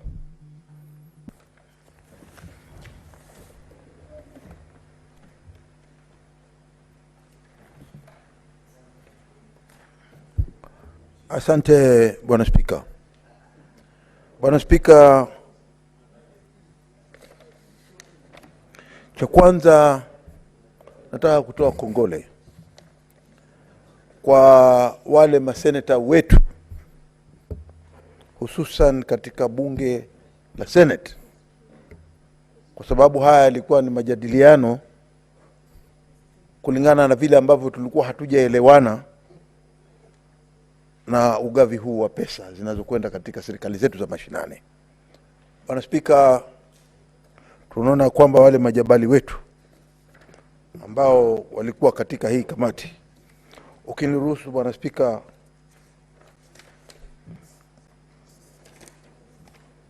kwa heshima naweza kusema ya kwamba wakiongozwa na kiongozi Ali Roba, kufuatiwa na Edwin Sifuna na Recha Julius Burkor na Mohamed Faki na Veronica Maina na Richard Onyonka na ndugu yangu wa Matinga Commissioner, vile vile Profesa Ujambo Mungatana na Edi Kishero. Hii ripoti Bwana Spika, na hawa majabali ambao tuliwapeleka ili waweze kujadiliana kuona ya kwamba wamepitisha zile pesa, walifanya bidii walivyoweza. Kulingana na matokeo yale ya kwanza, ripoti yetu sisi tulikuwa tumesema tuweze kupeleka mashinani, serikali zetu za mashinani, kupeleka bilioni 400 zote 47 waweze kugawanya, na tuone ya kwamba kila kaunti katika Kenya imefaidika na hizi pesa. Lakini kwa sababu ya sintofahamu tofauti katika bunge la kitaifa, wakaona ya kwamba hii pesa irudishwe chini. Lakini hawa majabali wetu ambao tulikuwa tumewachagua hapa waliweza kufanya bidii na hatimaye wakaweza kufikisha kiwango cha bilioni 387, ambapo si kiwango kibaya kulinganishana na vile tunavyoelewa ya kwamba 15% ya sheria inaruhusu. Bwana Spika, nataka kusema ya kwamba kipengele cha katiba cha 96 kinasema ya kwamba kazi ya Senate itakuwa kulinda na kutetea hususan zile pesa ama kitita cha pesa kile kinapelekwa katika serikali zetu za mashinani. Hii ni kazi muhimu sana kwa hili bunge letu la Senate, kuona ya kwamba hakuna mwaka tutaweza kuketi bila kupeleka hizi pesa katika serikali zetu mashinani. Lakini tumeona ya kwamba japokuwa zimepungua, huo ndio wajibu ambao sasa tunataka akili za magavana ziweze kukaa chini na kujua hii pesa ambayo imepunguzwa tutaweza kuifanya namna gani, ili iweze pia yale mapato tuliyopata kuweza kuendeleza maendeleo katika serikali zetu za mashinani. Bwana Spika, hakuna mtu ambaye anaweza kufaulu kutengeza maendeleo ikiwa hatapata pesa. Na ndio sababu tunasema ya kwamba kipengele cha 96 ni kipengele muhimu ndani ya hili bunge la Senate. Na mimi nataka kupatia kongole masenators wote kwa kuweza kufanya bidii kuona ya kwamba bilioni 387 zimeweza kupatikana, zimekwenda katika serikali zetu za mashinani ili kuweza kusaidia maendeleo. Kongole ndugu zangu maseneta katika hili bunge. Vile vile nikiwa ninaendelea kukubaliana na hii ripoti ambayo imetengenezwa kwa hali ya taaluma ya juu, Bwana Spika, tunataka kuona hizi pesa zikienda kwa magavana, wao wasijichukulie kama wao ndio tunasema namna gani? Tunasema wao wasijichukulie kama wao ni wakubwa. Wao ni watumishi wa wale waliowapigia kura. Kwa hiyo tunataka utumishi sasa uonekane ama ubainike wazi ya kwamba hizi pesa ambazo tumezipeleka katika serikali zetu za mashinani zinatumika kwa hali inayofaa. Tunajua kuna ufijaji wa pesa kwa njia tofauti tofauti, lakini tunawasihi ya kwamba hizi pesa zikitumika vyema, wale watu wetu wa mashinani, wananchi wa mashinani wataweza kufaidika na hizi pesa. Na huo ndio muhimu ya kwa sababu tunapeleka hizi pesa katika serikali zetu za mashinani. Bwana Spika, ni lazima tuone ya kwamba magavana na wale maspika wanaohusika kusambaza hizi pesa wameweza kuzitumia kwa njia ya nidhamu. Matumizi katika hospitali, tunasema hospitali ni kiwango cha kwanza, manake katika kaunti hakuna kaunti itakuwa na mwelekeo mwema ikiwa watu wake wengi watakuwa ni wagonjwa. Tunataka watu wa Kenya wanaoishi ndani ya Kenya afya zao ziwe sawa sawa, na jukumu hili sasa limepelekwa katika serikali za mashinani kuona ya kwamba wale watu wanaowaongoza katika serikali za mashinani wako na afya njema.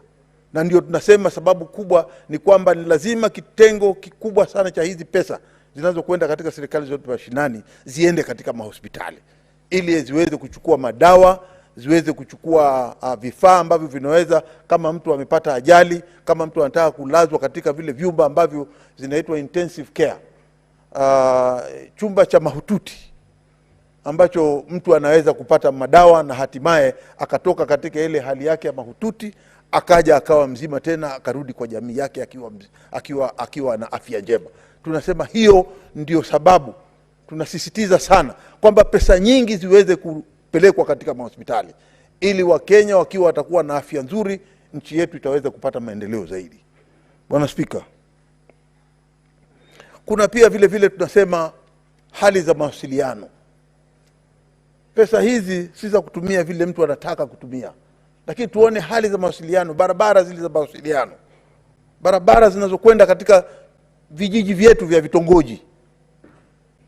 Tunasema ya kwamba hivyo pia hizi pesa ambazo tumezipeleka hivi sasa ziko katika mikono ya magavana, waweze kuzitumia katika kuona ya kwamba usafiri ama hali ya maisha kutoka point A to point B, wananchi wa Kenya wataweza kusafiri wakiwa na barabara njema.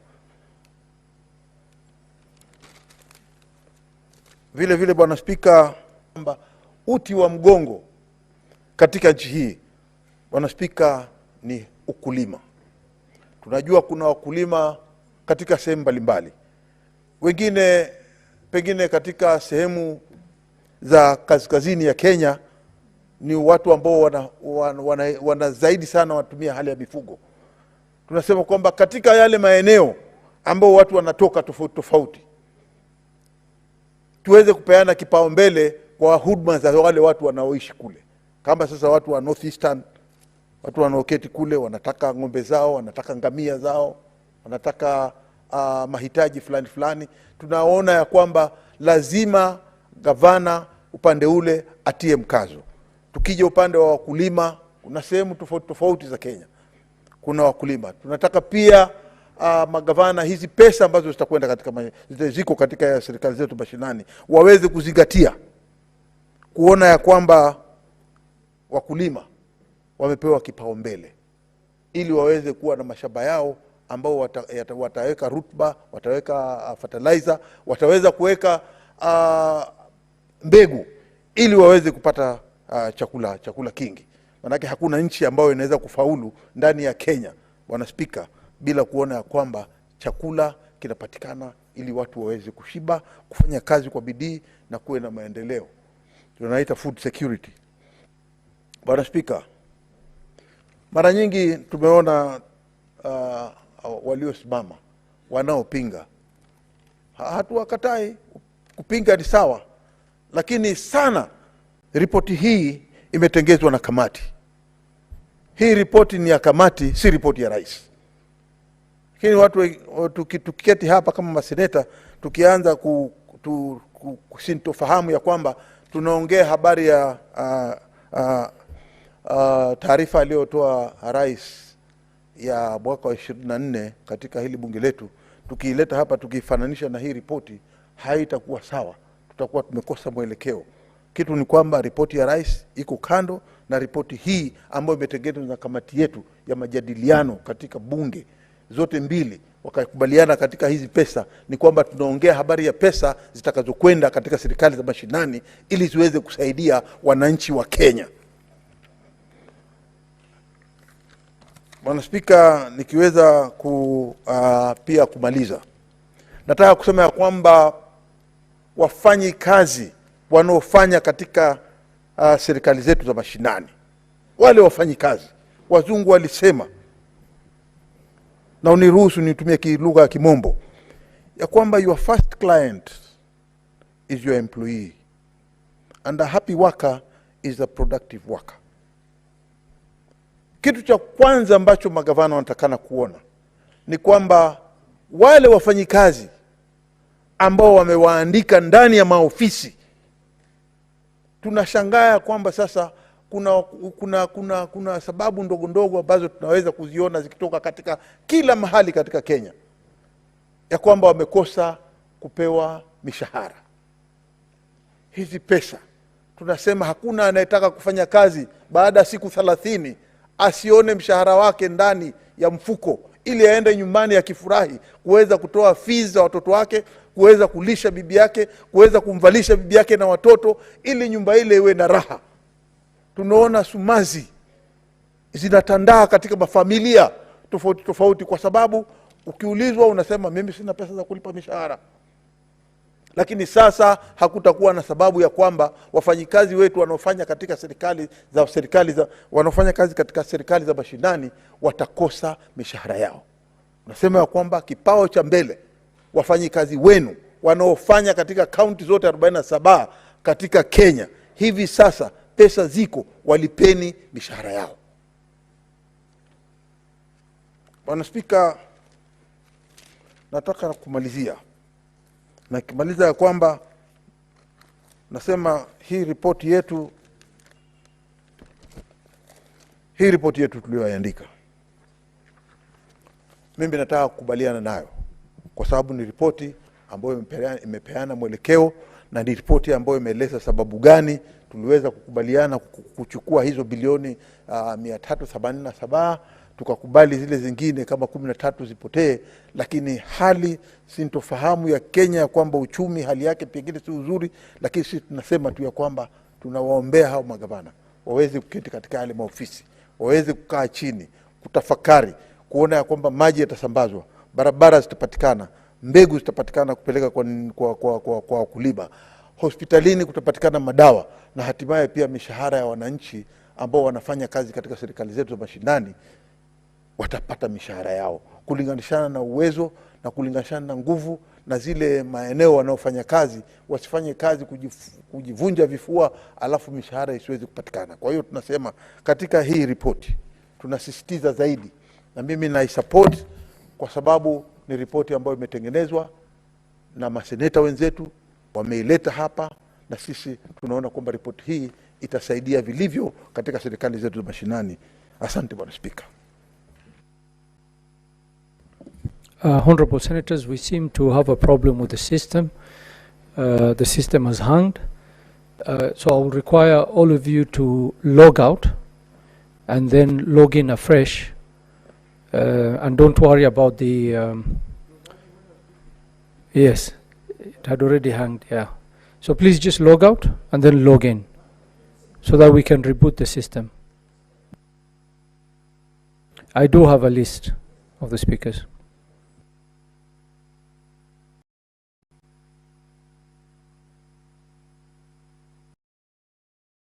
No, let's do it again. Can everybody log out and then wait for me? Wait for my instructions to log in. Log out. Sergeant at Arms, can you assist us to remove the cards which are in the system?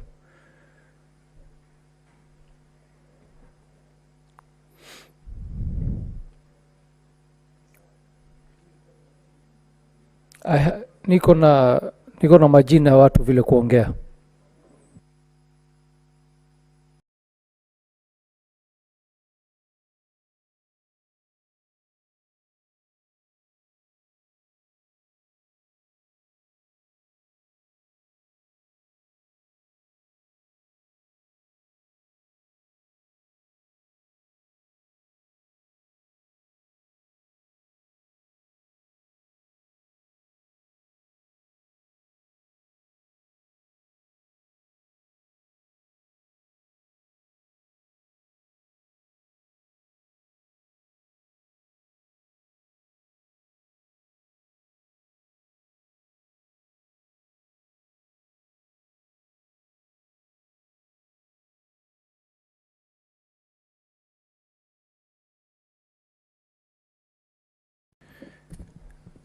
Very well, Senators, you can now log in again.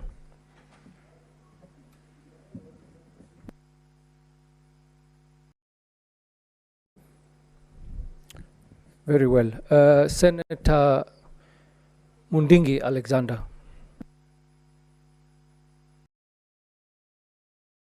Ruhusa niweze kuchangia mambo ya hela zile zinaenda katika kaunti zetu. Bwana Spika, naunga mkono kwa hii ripoti ambaye inaonyesha vile pesa itaenda katika mashinani. Ingawa hii pesa haitoshi kwa sababu nakumbuka mwaka jana Bwana Spika, kaunti zote 47 tulikuwa tumewapitishia bilioni 385, lakini mwaka huu kabla mambo ya budget kupita tukawapitishia bilioni 1000, lakini wakati ilirundi huku katika budget kuanguka, Bwana Spika, ikawa parliament walisema kaunti zote 47 Bwana Spika watapatiwa bilioni 380, ikawa wamepunguza bilioni 5, ikawa maseneta wameona hiyo ifai, na ndio kulisemekana kutatengenezwa kamati Bwana Spika ya mediation, na ndio tulichagua maseneta ambaye wale Bwana Spika tuliona wanafaa, na wakaenda kukaa kikao na wale watu wa budget katika parliament yetu ya Kenya. Bwana Spika, ningesema hizi bilioni wakati walikaa kutoka kwa bilioni 380 wakawa sasa wamerudi kwa zile bilioni 385 na wakaanza safari hapo, na ndipo tunaona sasa ni kama waliongezea bilioni 2 ikawa bilioni 387. Kwa hiyo Bwana Spika, mimi naunga mkono, ingawa hata hizi pesa haitoshi. Yangu ni kuomba mangavana, hizi pesa zitakuja mashinani. Ile njia mzuri ni kuomba tu ile pesa wajaribu sana, pesa nyingi iweze kwenda mashinani, na katika agriculture ndio key ya serikali na ndio key ya mwananchi, kwa sababu agriculture ndio kila kitu katika Kenya yetu. Mambo ya agriculture ndio iweze kufanya vizuri. Ningeomba kila Bwana Speaker, kila ward ukute wameandika agricultural extension officer, ndio tuweze kuona kilimo itaendelea namna gani, kwa sababu mvua inanyesha, kuna problem ya agricultural officers hakuna, na pia mambo ya mnyoko, unakuta mchanga inapepwa na maji. Kwa hiyo Bwana Speaker, ningeomba hizi hela ikienda masinani, kitu ya kwanza ni magavana wanjaribu kila county, governor county yake aandike extension officers, na pia kitu kingine angejaribu ni mambo ya afya, ndio watu wetu waweze kuonjeka, kwa sababu shinda ile iko mashinani ni mambo ya agriculture na mambo ya afya. Mambo mengine ya tatu ili hizi pesa wangejaribu ni parapara, ingawa magavana wawezi kutengeneza zile parapara kubwa, lakini wangejaribu sana pesa zingine waweze kupeleka kwa parapara, ndio ile wakati wakulima watalima mazao zao iweze kwenda kuuzwa na njia ile inafaa. Bwana Speaker, mambo ya agriculture inashinda sana, kwa sababu kama Embu County kilimo ni tunawekelea njia ile inafaa. Kama Embu County kilimo yetu ni mambo ya majani, kahawa, makandamia, masiwa na maembe, na pia mura stukumuguka. Kwa hivyo ningependelea kaunti ya Embu iweze kupata pesa na ipeleke masinani, ndio wananchi aweze kupata kilimo ile inafaa. Kitu kingine watengenezewe ile water pans, ndio iweze kujisaidia na ile pesa ya agriculture. Kitu kingine ningeomba upande wa agriculture, kwa sababu hizi pesa haisitoshi, kuna serikali kuu ambaye ni ya Kenya iweze ile mahitaji ya counties, kila county iweze kutengenezwa ndamu kubwa.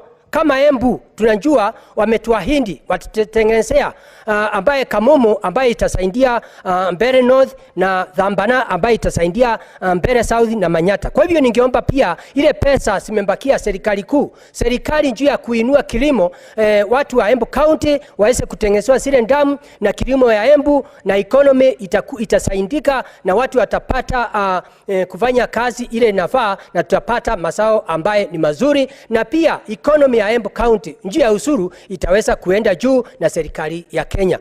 Pia kitu kingine Bwana Speaker, ningeomba katika hizi pesa ama serikali kuu iweze kutusaidia wakati tutapata mazao. Saa nyingine tumelima sana, iende ikawa hakuna mahali tutaweza kuuza mazao yetu, iweze kutusaidia njia hata kama ni saa ngambo tuweze kupata pahali tutauza mazao yetu. Kama ni mambo ya mirasi tukumuguka ni mmea ambaye inaendelea na njia ile inafaa. Kwa hivyo Bwana Speaker, mimi naunga mkono.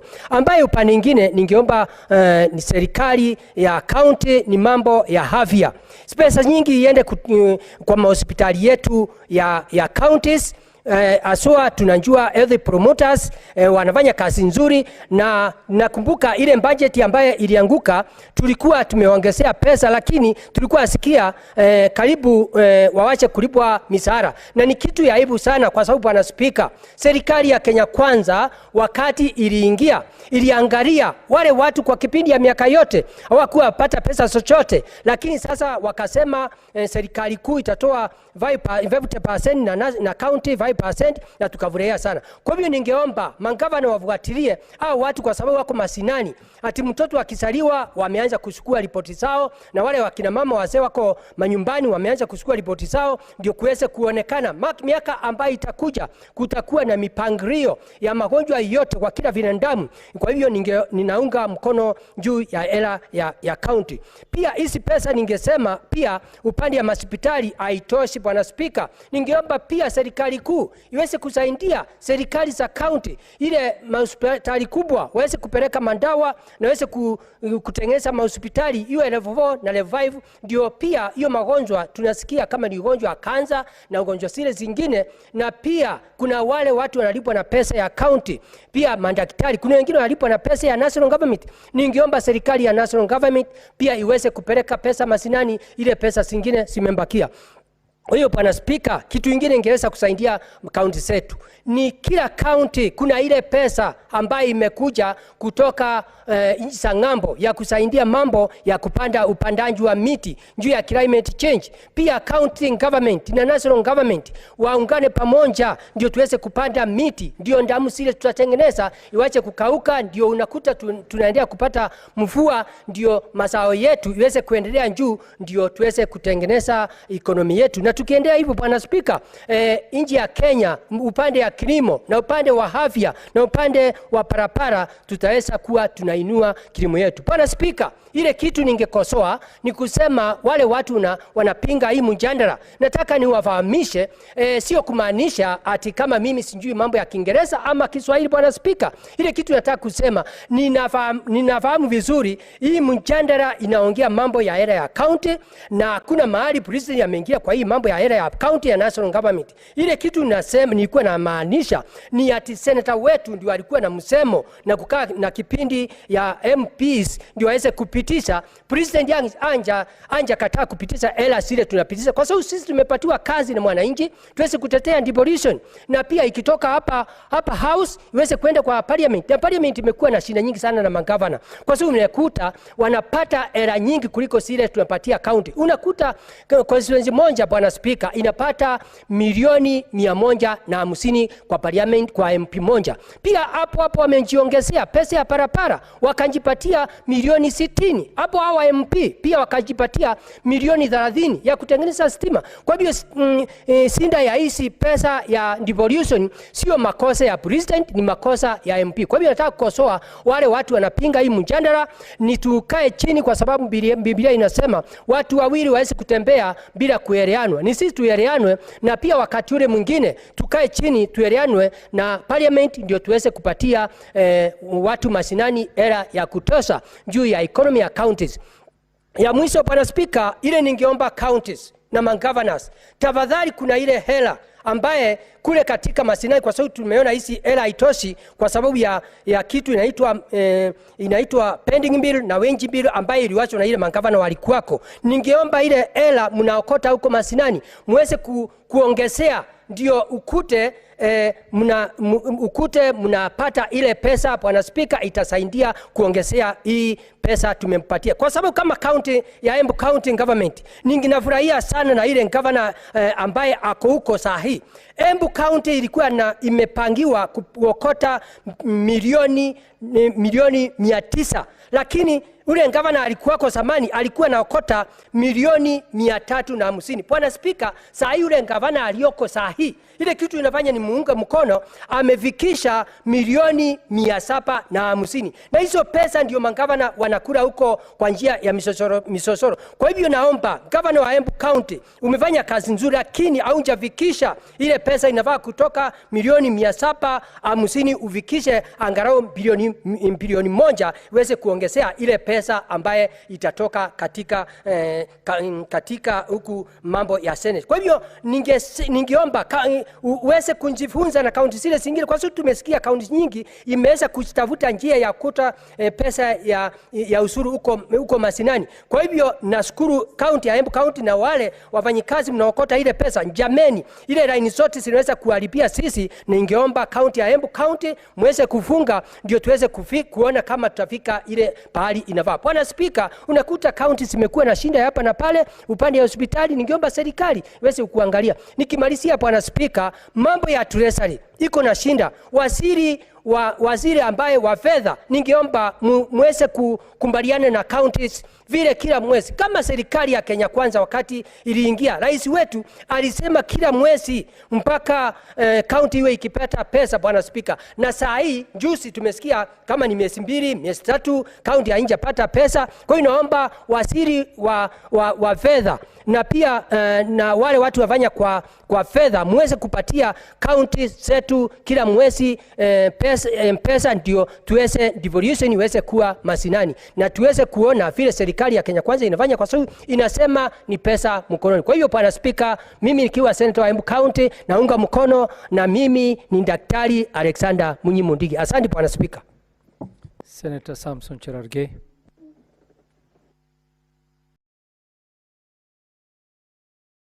Thank you, Mr. Speaker, sir. Thank you, Mr. Speaker, sir, for this opportunity to make a few comments on the reports of mediated version of the Senate and the National Assembly. From the onset, Mr. Speaker, I need to say that I'm disappointed by the outcome of the process. It looks like, Mr. Speaker, we did succumb to the whims and wishes of the National Assembly on this discussion. Mr. Speaker, while East counties continue to struggle with challenges of corruption, underdevelopment, poor performance, it is not justifiable to deny them resources. Mr. Speaker, when we propose 400 billion, his colleagues went us bashing us in funerals and baby showers and bridal showers. Mr. Speaker, to preside over where counties have not received adequate resourcing. The reasoning we proposed 400 billion was not out of nowhere, Mr. Speaker. 400 billion was enough for counties. The fact that we are cutting it to 387 billion, Mr. Speaker, is quite unfortunate. Many people would want to say additional of 3 billion or 7 billion because in the last session it was 385 billion. Mr. Speaker, I feel disappointed that the only way we can remove the hit on the development of this country from national government is to resource counties to be able to do their functions as per the Constitution, Mr. Speaker. So this 387 billion, Mr. Speaker, is not sufficient to counties. But I want to appeal, Mr. Speaker, even on this issue of equalization fund of 8 billion, we are yet to release as per Article 204. The money has yet to be released, Mr. Speaker. You have heard we have been push and pull here, Mr. Speaker. Even on the issue of concurrent functions like disaster, Mr. Speaker, I expected the national government to shoulder the responsibility of community health promoters, CHVs, fully, because it's not expensive. Anyway, health is devolved. I expected county national government to shoulder the issue of industrial parks, where 250 million by county and 250 million by national government, because these are concurrent functions. Mr. Speaker, the biggest danger to devolution is clawback of its function, number one. Number two is the unbundling of functions that should follow costs, Mr. Speaker. There are many functions that are still being retained by national government, yet it should be unbundled to the counties, including function follow money, Mr. Speaker. For example, health is supposed, the function of health is fully devolved. The only role the national government comes is was on policy, Mr. Speaker. And you remember the MES, medical equipment supplies, in the last session, Mr. Speaker, we were fighting very hard, Mr. Speaker, over the issue of medical equipment supplies. It became one of the biggest rip-off to counties, Mr. Speaker, up to date. So I think, Mr. Speaker, even as we say the issue of road maintenance levy fund, Mr. Speaker, I still insist that that money belongs to county governments. 11 billion Kenyan shillings. And I want to ask members of National Assembly, why are they being greedy? They are getting close to 40 billion, Mr. Speaker, through CDF, which under the Supreme Court, Mr. Speaker, it has been ruled that CDF is unconstitutional, Mr. Speaker. And I want to borrow the words of the AUC nominee, Mr. Speaker. When he read his statement, the party leader of Senator Richard Odinga, when he said the role of Parliament, both National Assembly and the Senate, should be and must be oversight. It is high time that we scrap totally CDF, Mr. Speaker. There is no need. How can you preside, oversight the money that you are spending yourself? Why don't we take all money and give it to counties? Then all of us oversight. Let them oversight national agencies, we oversight counties. Even this RLMF, 11 billion, they want to add themselves over Kera. Kera and Kura is unconstitutional, Mr. Speaker. And I'm happy people in court are arguing that Kera and Kura are unconstitutional, Mr. Speaker.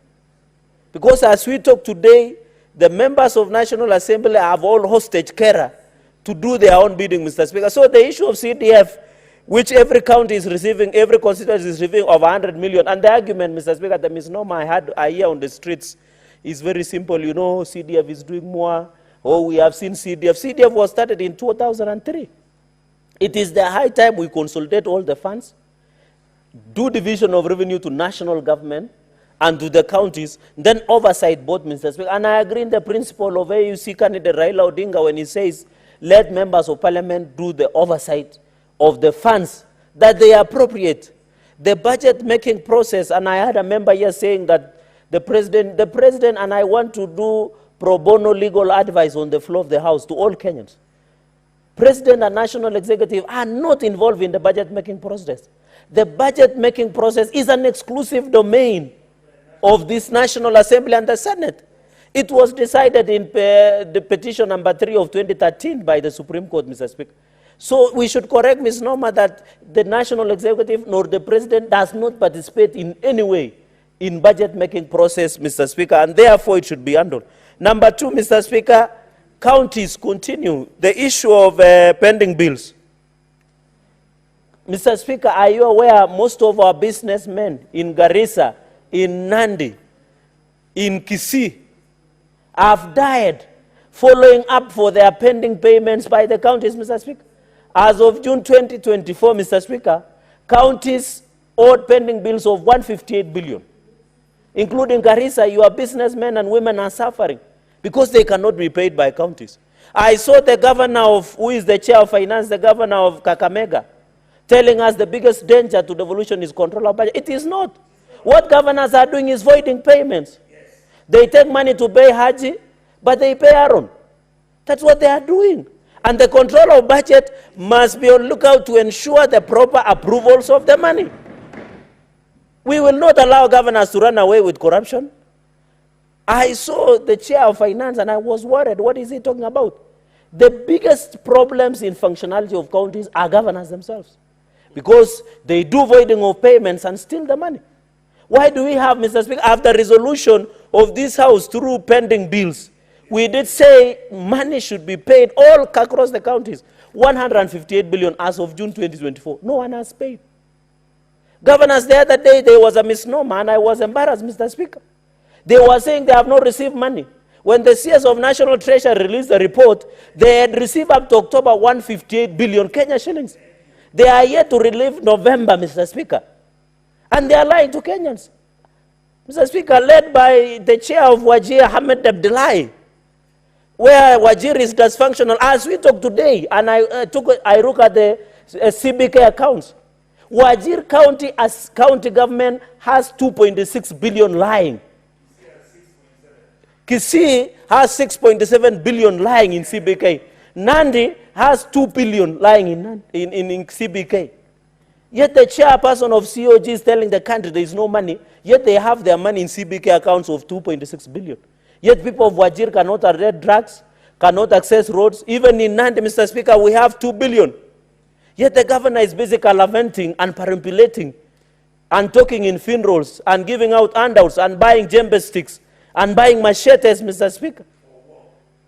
As if we are giving them money to prepare for war, Mr. Speaker. It is very unfortunate, and I feel embarrassed, and I want to tell Inspector General of Police, Douglas Kanja, some of us in Nandi no longer believe in functionality of security.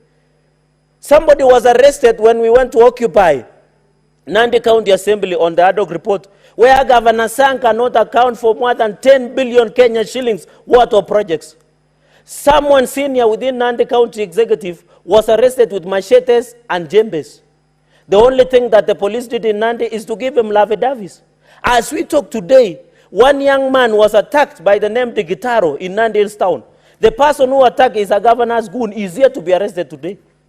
The DCIO and DC Amin and IG Douglas Kanj are doing about it, nothing about it.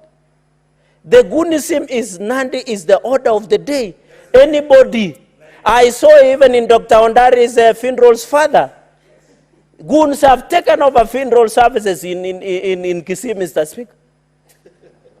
It is very unfortunate, and I saw Senator Onyonga and Madam Donya, Mr. Speaker. We are not appropriating monies to counties to run goonism. The way, Mr. And I am embarrassed. I am disappointed by Nandi County security team that up to today, Mr. Speaker, you can even check in media. They were goons allegedly sponsored by governor carrying djembe sticks and machetes on camera. The Nandi County Security Team led by County Commander has never arrested anybody. What are you telling us? Why are we appropriating this money? If goons are walking around, Mr. Speaker, you can't ask questions. The moment in Nandi you try and question, I saw a young girl called Vero was being threatened. Another young man called Basi was being threatened. I have told you of a young man called Digitaro. He was attacked by broad daylight in Nandi's town. And it is only 50 meters from Nandi's police station. No one has been arrested. Somebody who did that is known. Mr. Speaker, we must agree as a nation. You saw yesterday in Turkana County, Mr. Speaker, despite that Turkana County has received over 100 billion Kenya shillings. When it rained to Turkana yesterday, Turkana County Referral Hospital was flooded because of poor workmanship. Turkana has received over 100 billion. Yet the governor of Turkana, from the reliable intelligence I have, whenever he goes to funerals, he dishes out 1,000 shillings to the people of Turkana. You saw in Turkana, a Form 4 graduate, Mr. Speaker, it was reported in the news.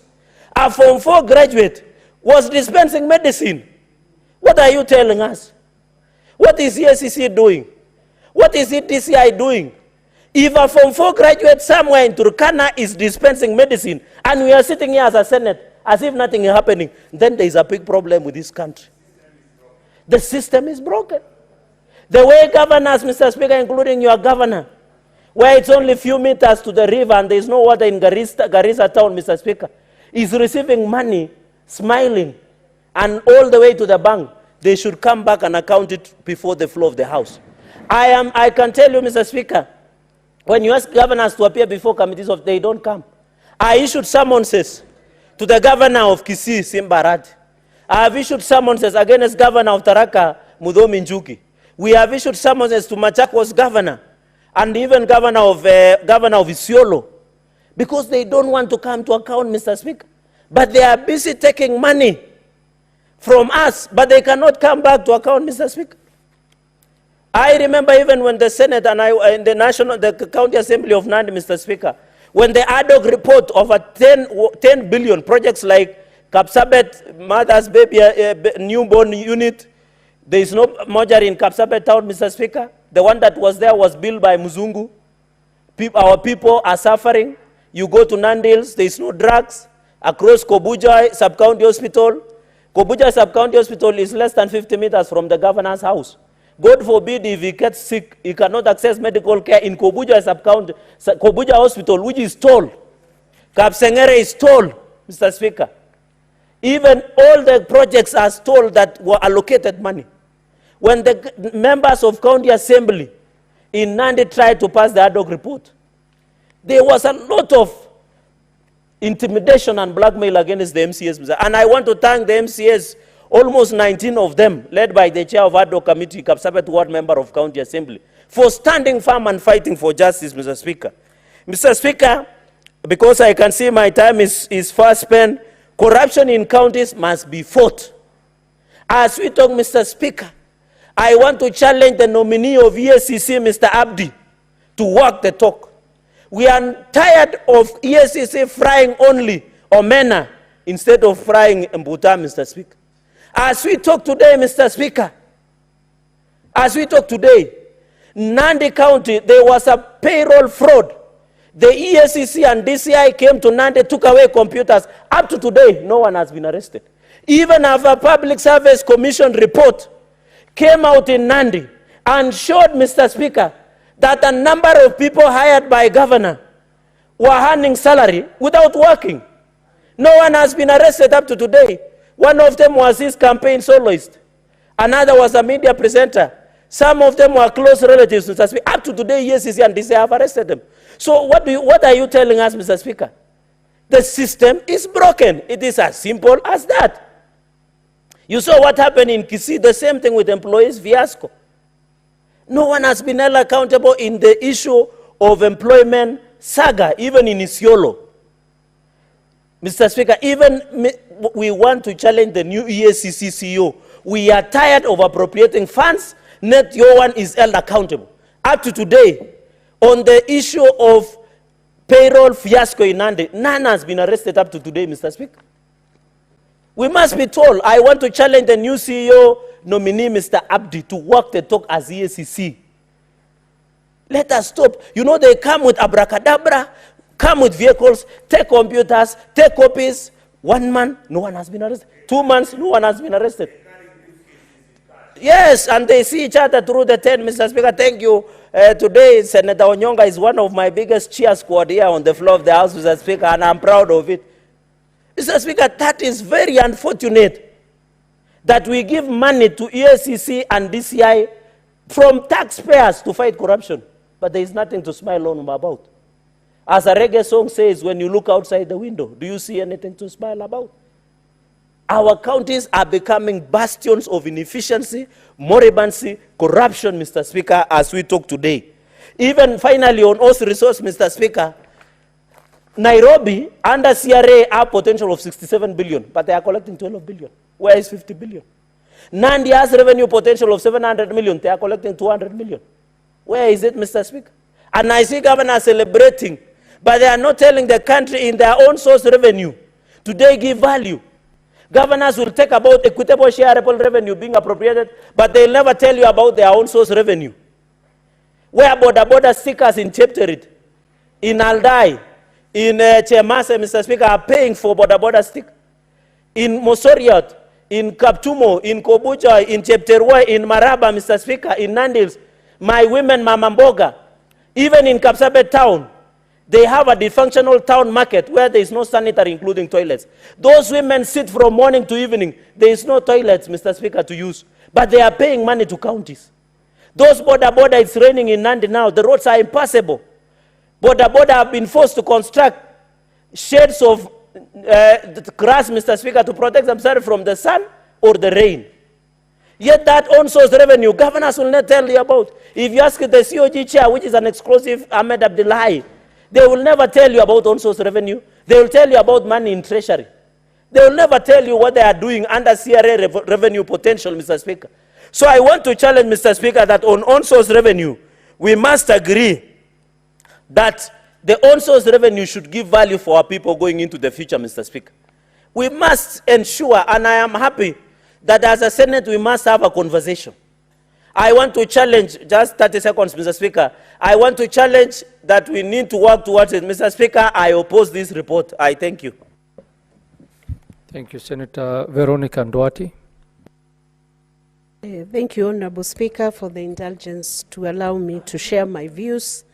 First of all, Mr. Speaker, allow me to congratulate the mediation team that sat to consider the request and the proposal for the revision of the Division of Revenue Act 2024, which was initially assented to on 10th June 2024, but due to factors that led to the withdrawal of the Finance Bill 2024, it necessitated an amendment that was then introduced, and the two houses, Mr. Speaker, were not in agreement on the figures, and that called for the kicking in of the articles that enable a mediation to take place between the two houses.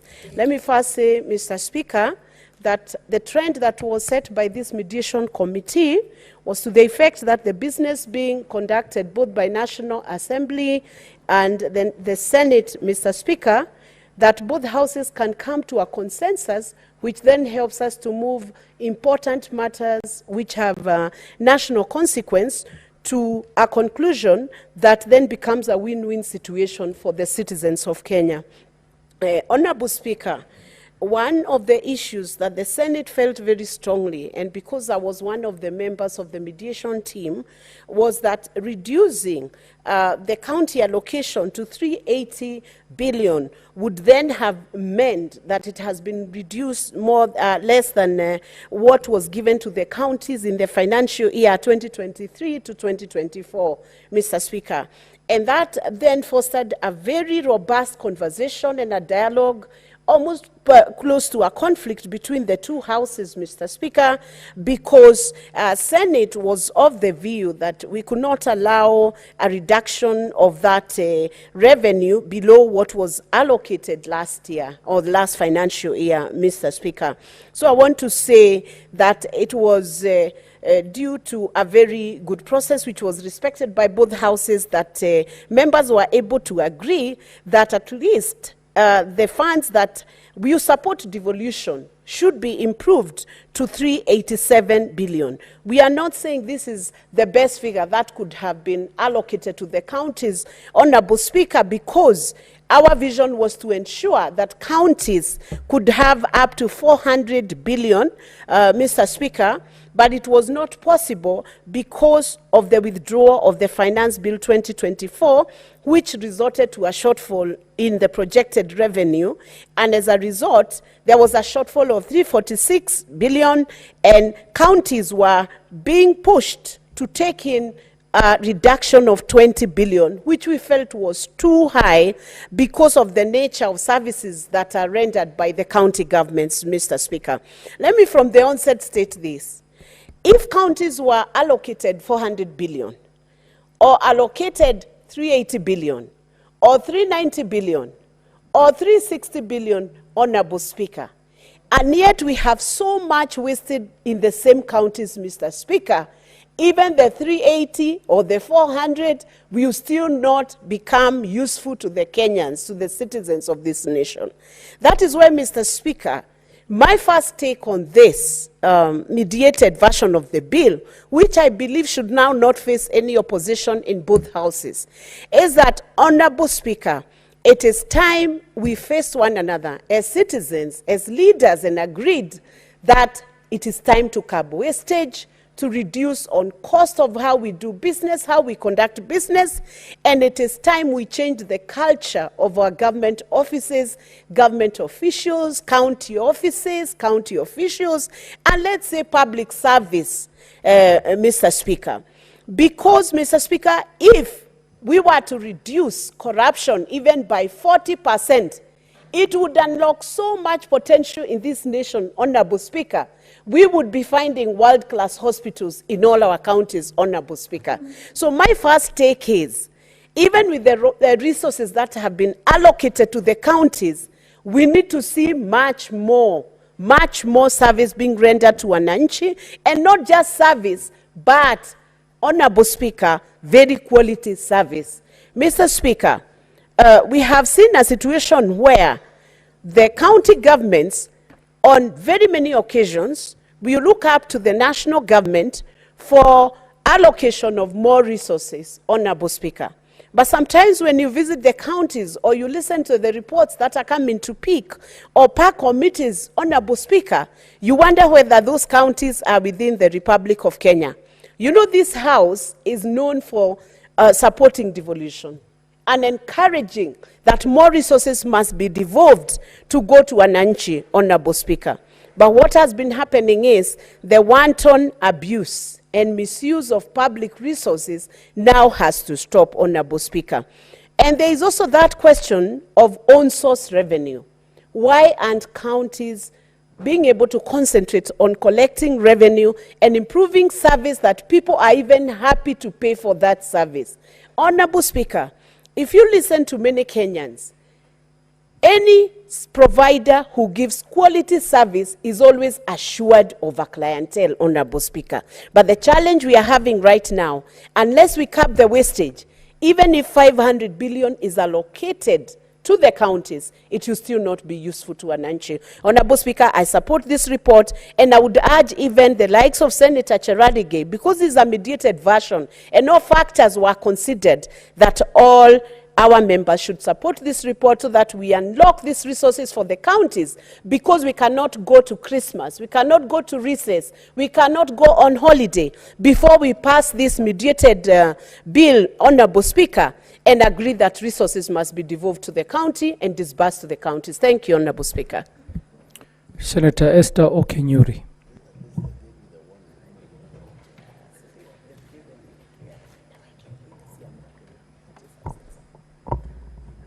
Thank you, Mr. Speaker, for giving me this opportunity. I also wish to support this report.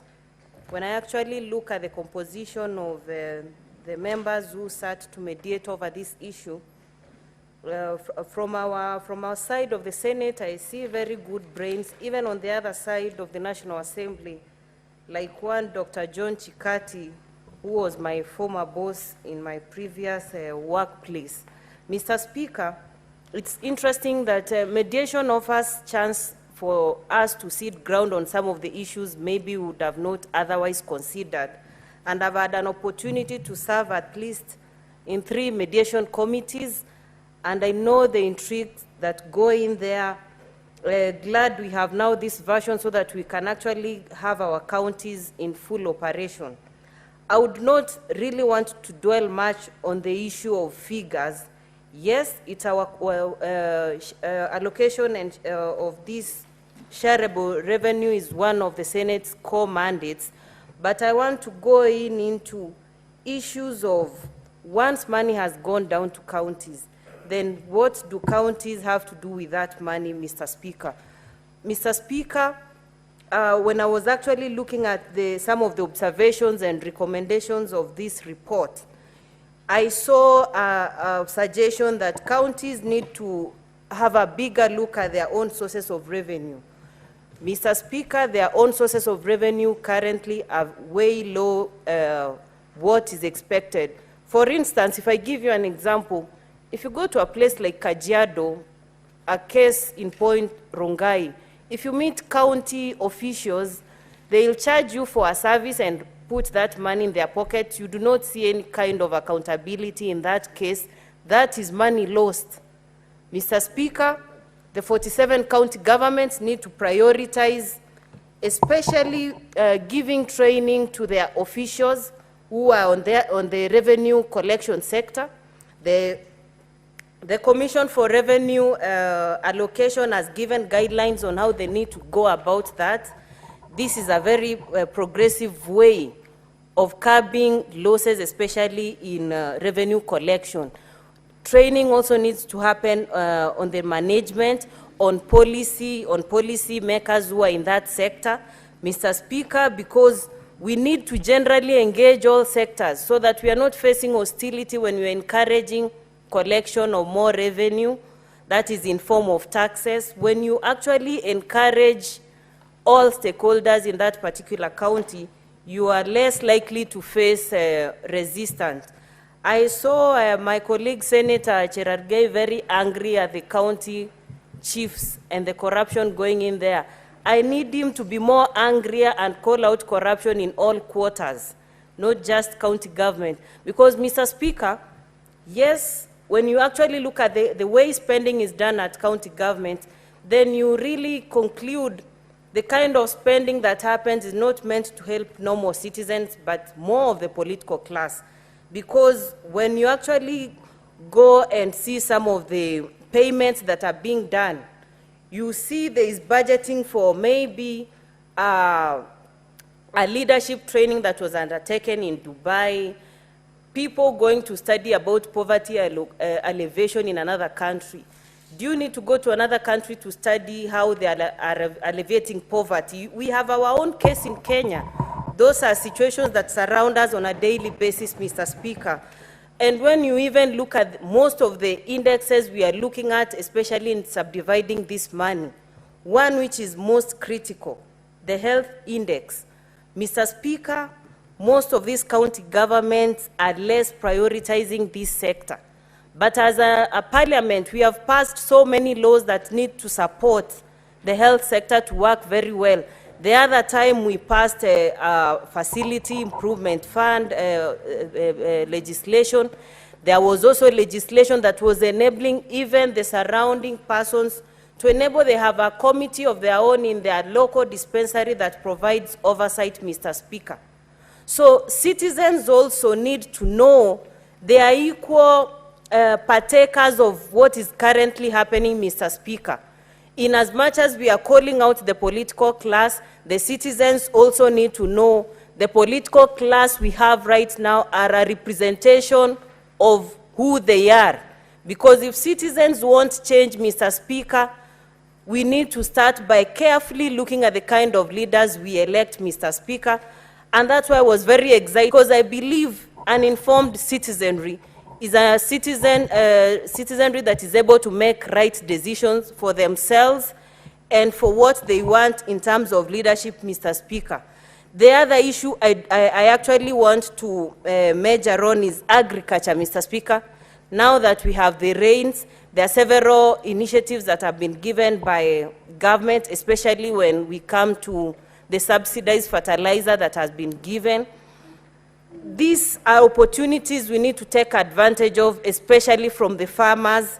I know the Kenya National Seeds Company has been doing piloting in certain counties, and there are counties which have made a milestone and gone ahead to have collaboration with the Kenya Seed Company to promote their farmers. I would love to encourage more other county chiefs to borrow this and implement in their own counties. It's one way of making citizens self-reliant, because Kenyans have the energy to go to their farms and till land, make money for themselves, and also contribute to the national economy, Mr. Speaker. The other issue is the general population. You go to certain counties where, let's say, the poverty rate is around 49%, Mr. Speaker. But when you look at their priorities towards addressing that poverty rate, you actually get saddened and say, then you are actually thinking of the wrong things, Mr. Speaker. So this is something we as members of the political class and citizens need to seriously think about. Why are we glorifying corruption? It's not just for the county chiefs. The moment you receive a handout from someone who's already taken a bigger portion from you, you are actually glorifying whatever they are doing. In civilized states, I see corrupt people even being executed. But in Kenya and in our counties, we glorify those people seriously. And any attempt to speak negatively about such actions would make you very unpopular. So I would want Kenyans, specifically young people, the future is not something you're anticipating to come any other time soon. The future is now. Young people who comprise majority of the numbers in this country, the women who are most affected when tragedy strikes, the children who will struggle daily to secure their future. These are some of the special interest groups we need to look at when we actually want to perpetuate actions that are always pushing them to the corner, Mr. Speaker.